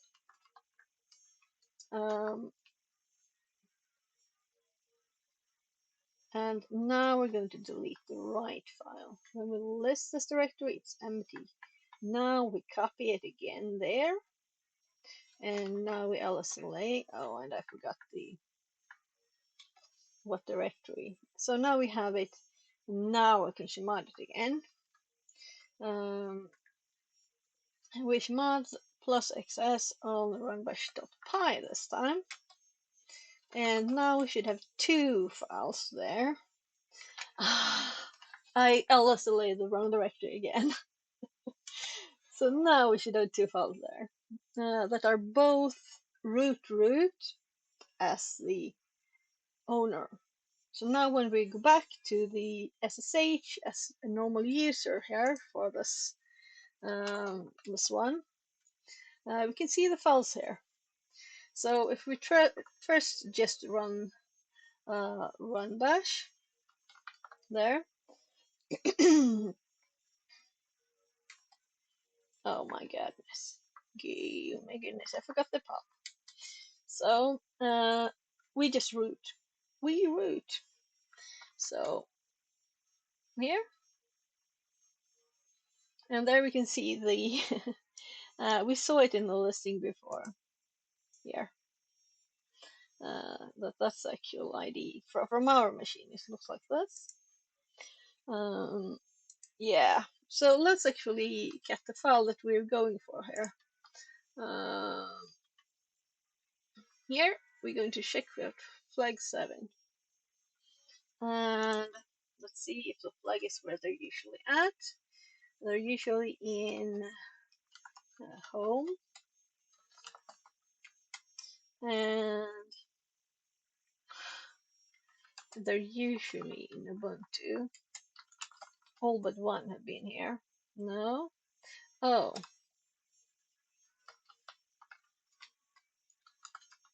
Might be here. Or we might just search. So there it is. So would it be quicker to search? My fingers skipped the 7.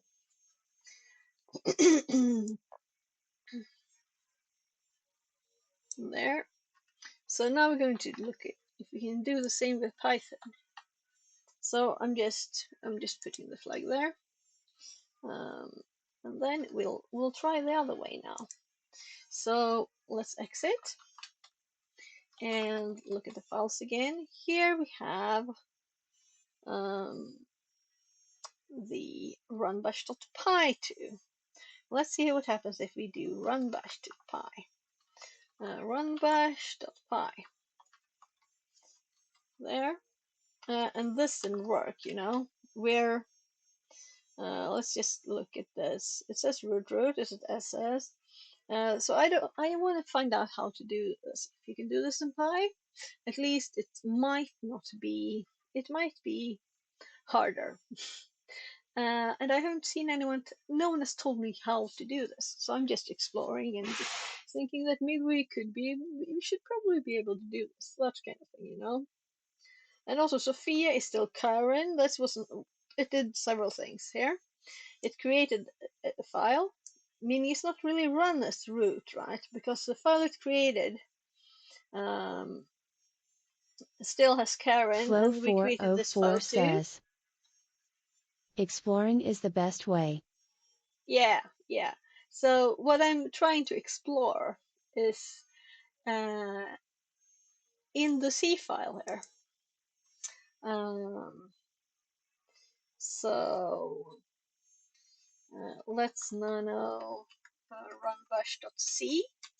Here we do the setgid. So the quickest way to do this actually, I imagine, is ChatGPT. So let's go ChatGPT and how to do the set UID set gid in Python. And I'm going to give the example here of the C, and we'll see. You can use the OS module. The OS module Fixerbot provides. says, New follower at Flow 404. Less than 3. Thank you for the follow. Welcome in. So let's see if we can find this in the tiny bit of time I have left. We want to explore all the opportunities, all the ways. OS. Okay, so it's that simple. All right, it's the same functions, just use them here. Right? We don't need for like errors and stuff. This also it uses subprocess run. But I've noticed that isn't as good. Oh, I also made a proper main. So we'll just steal these lines, right? Or like it's exactly the same as a C. right? Let's take the opportunity to actually. I know that we have little time, but what I have in my pseudo, I have this. So let's ask ChatGPT the best learning. This is what I thought of. How does this compare to? And I assume we can use this the same way in Python.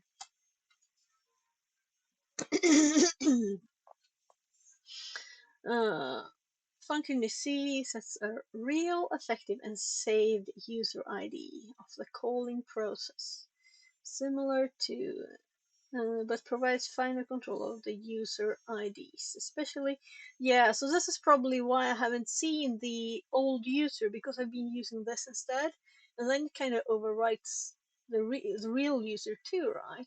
Is it that? It looks like it. I'm kind of skipping stuff now just for speed. Yeah, so we could just use this one. And we only need, instead of the other lines there. So to hop back, let's we have to do these steps again, unfortunately. So we actually don't. Let's actually as root cd to tmp, because I'm kind of getting annoyed at this and it takes time to copy files. So cd tmp, or let's just nano it. Nano as root. We don't mess about with the permissions. So tmp nfs and run bash.py. We won't have a saved copy of this now, but we will make sure to have it in the notes. So the thing we really need here, we already know these words, or rather, so let's keep it there just to make sure we can see it in all the places that we are the right user. So this is all that we would need there. So also we did run it, so we're not in the same bash that we were. So first let's actually lsla here. We still have run bash pi, still root, still everything looking good. So run it again, and we have a permission error, meaning we're not permitted to do this. So obviously it's easier to do this. So let's actually copy this, because ChatGPT knows what we're doing now, so it might be able to help without any more instructions.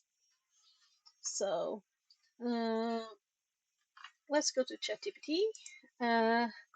Suggestions for this.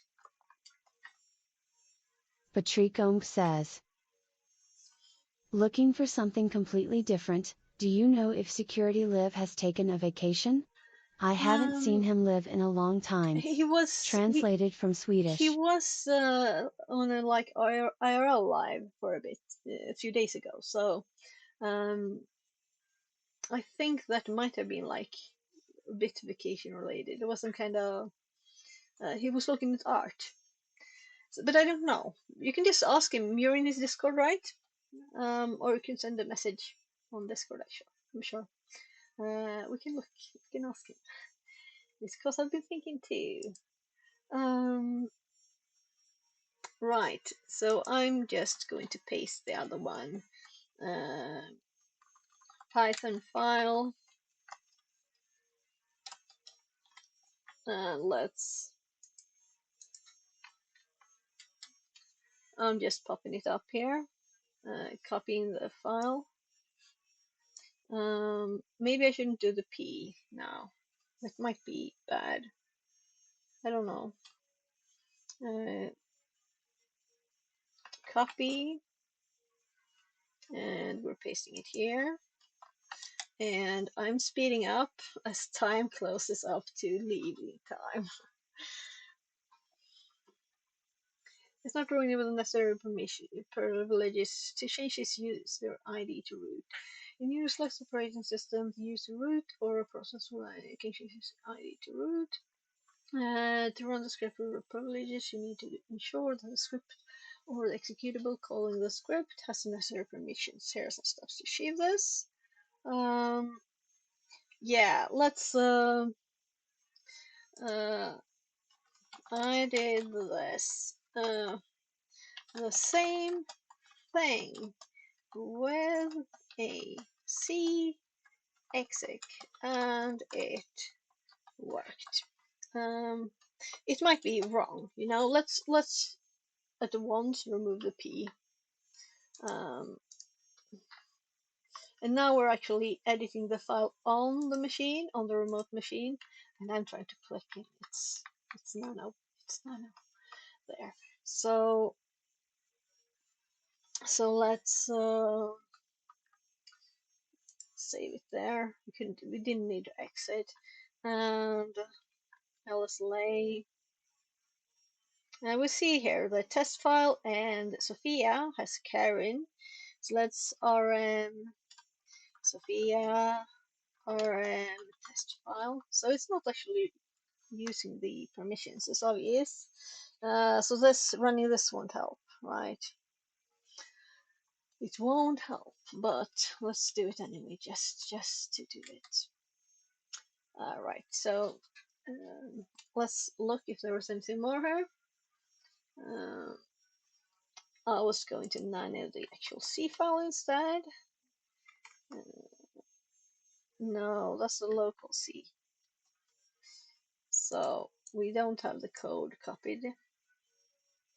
Oh, that's too much selection. So sorry for speeding up, and I know that some people want me to speak English slowly, so I'm sorry. I'm sorry that I'm speeding up. It's because I want to have time to do it. Given that running a equivalency program worked, we need to have the same approach with Python. The key ensuring the script runs with root privilege, which is achieved by creating a small set with C wrapper runs.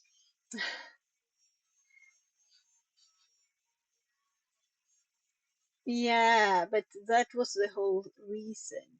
I'm just trying.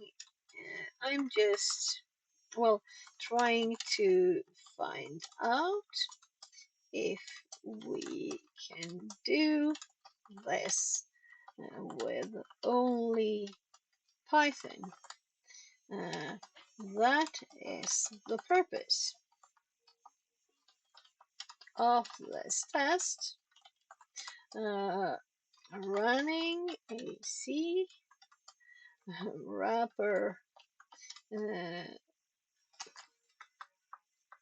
So needing to run a C wrapper would be the same as failure. There, meaning no.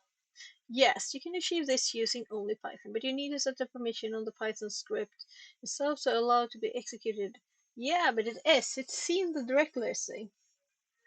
The key part is setting the execute bit on the Python script and making sure it's run as root.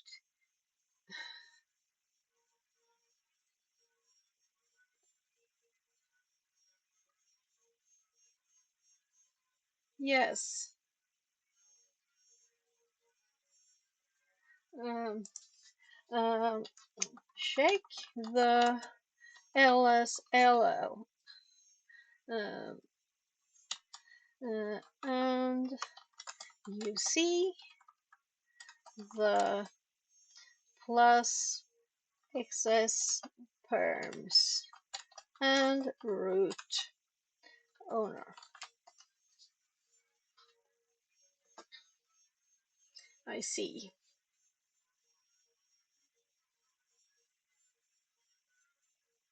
Given the Python script has security and security permission and is owned by root, it should execute to the permission of the owner, which is in this case is root. However, it seems that executing the script will result in a permission error.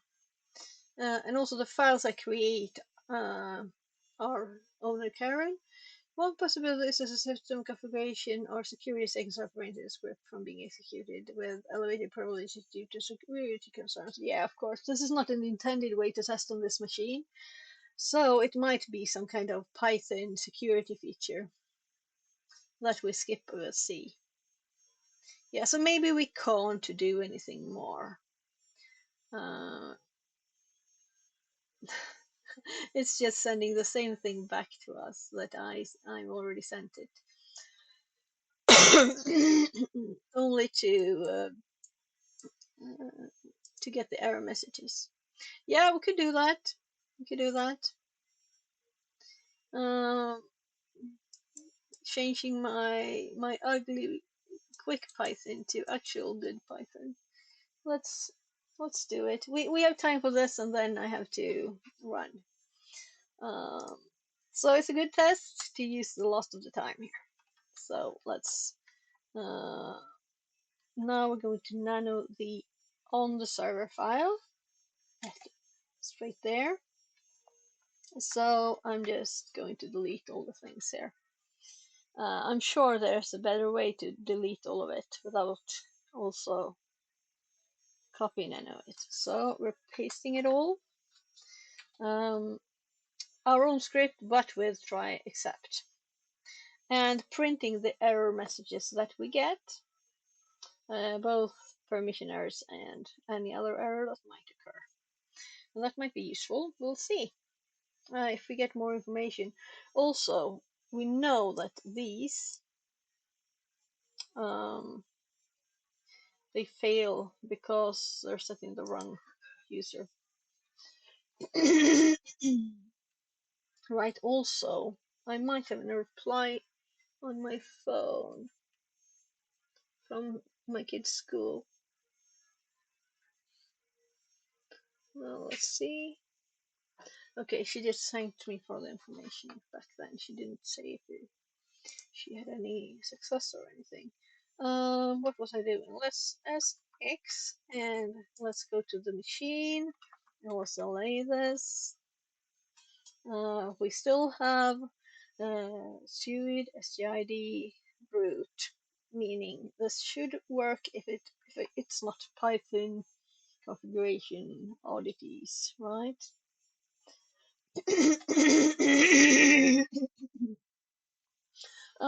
We could also, of course, run it with Python 3.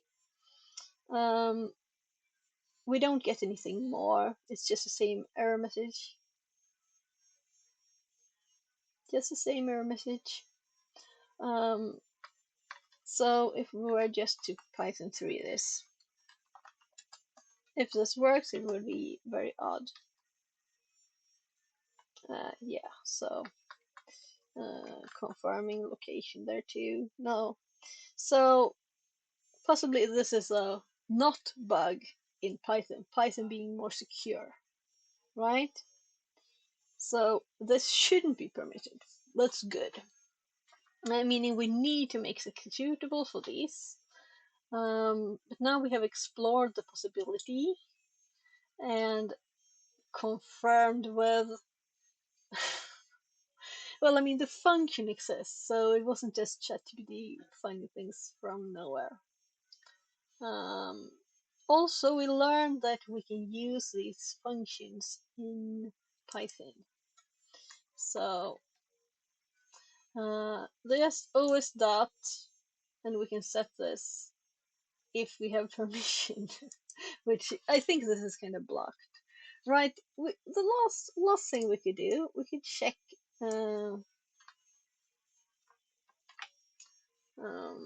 Google this. Python blocked.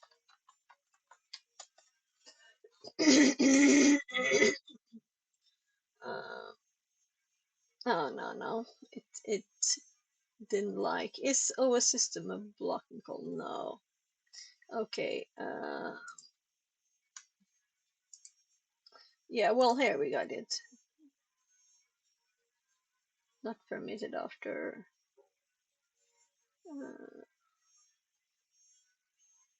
So I'm thinking Python. Let's remove blocks because we got the wrong things. Let's actually use error message we have. It is operation not permitted, and it's from exact this. So this is all needed. Root priv can't be dropped in Python even after. So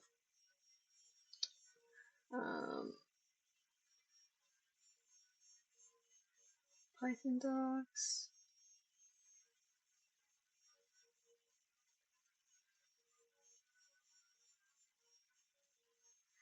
So why does this not work? Duplicate.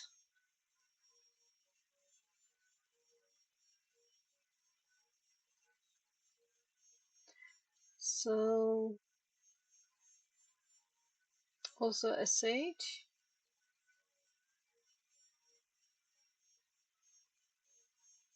Well, they just tell them to use C instead.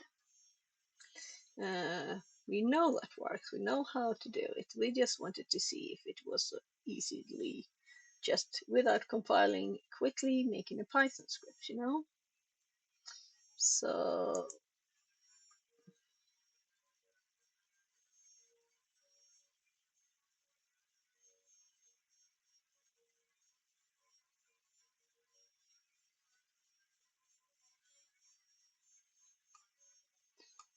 using the last 3 minutes. Actually, I think it's time to look for someone to raid on it.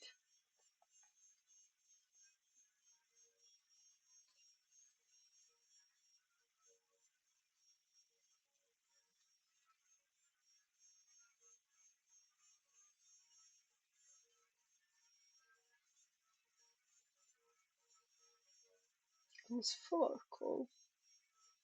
Right, we might look at other things, but it's not might not be worth it. But just to like research, learn more things, explore the possibilities, what we can do and what we can't do. We only have this bit left. This is kind of sad that I have to go now. We can't do this one now. We'll have to be pleased with finishing this one. So maybe I'll hop on later and do this, but I will have to raid, and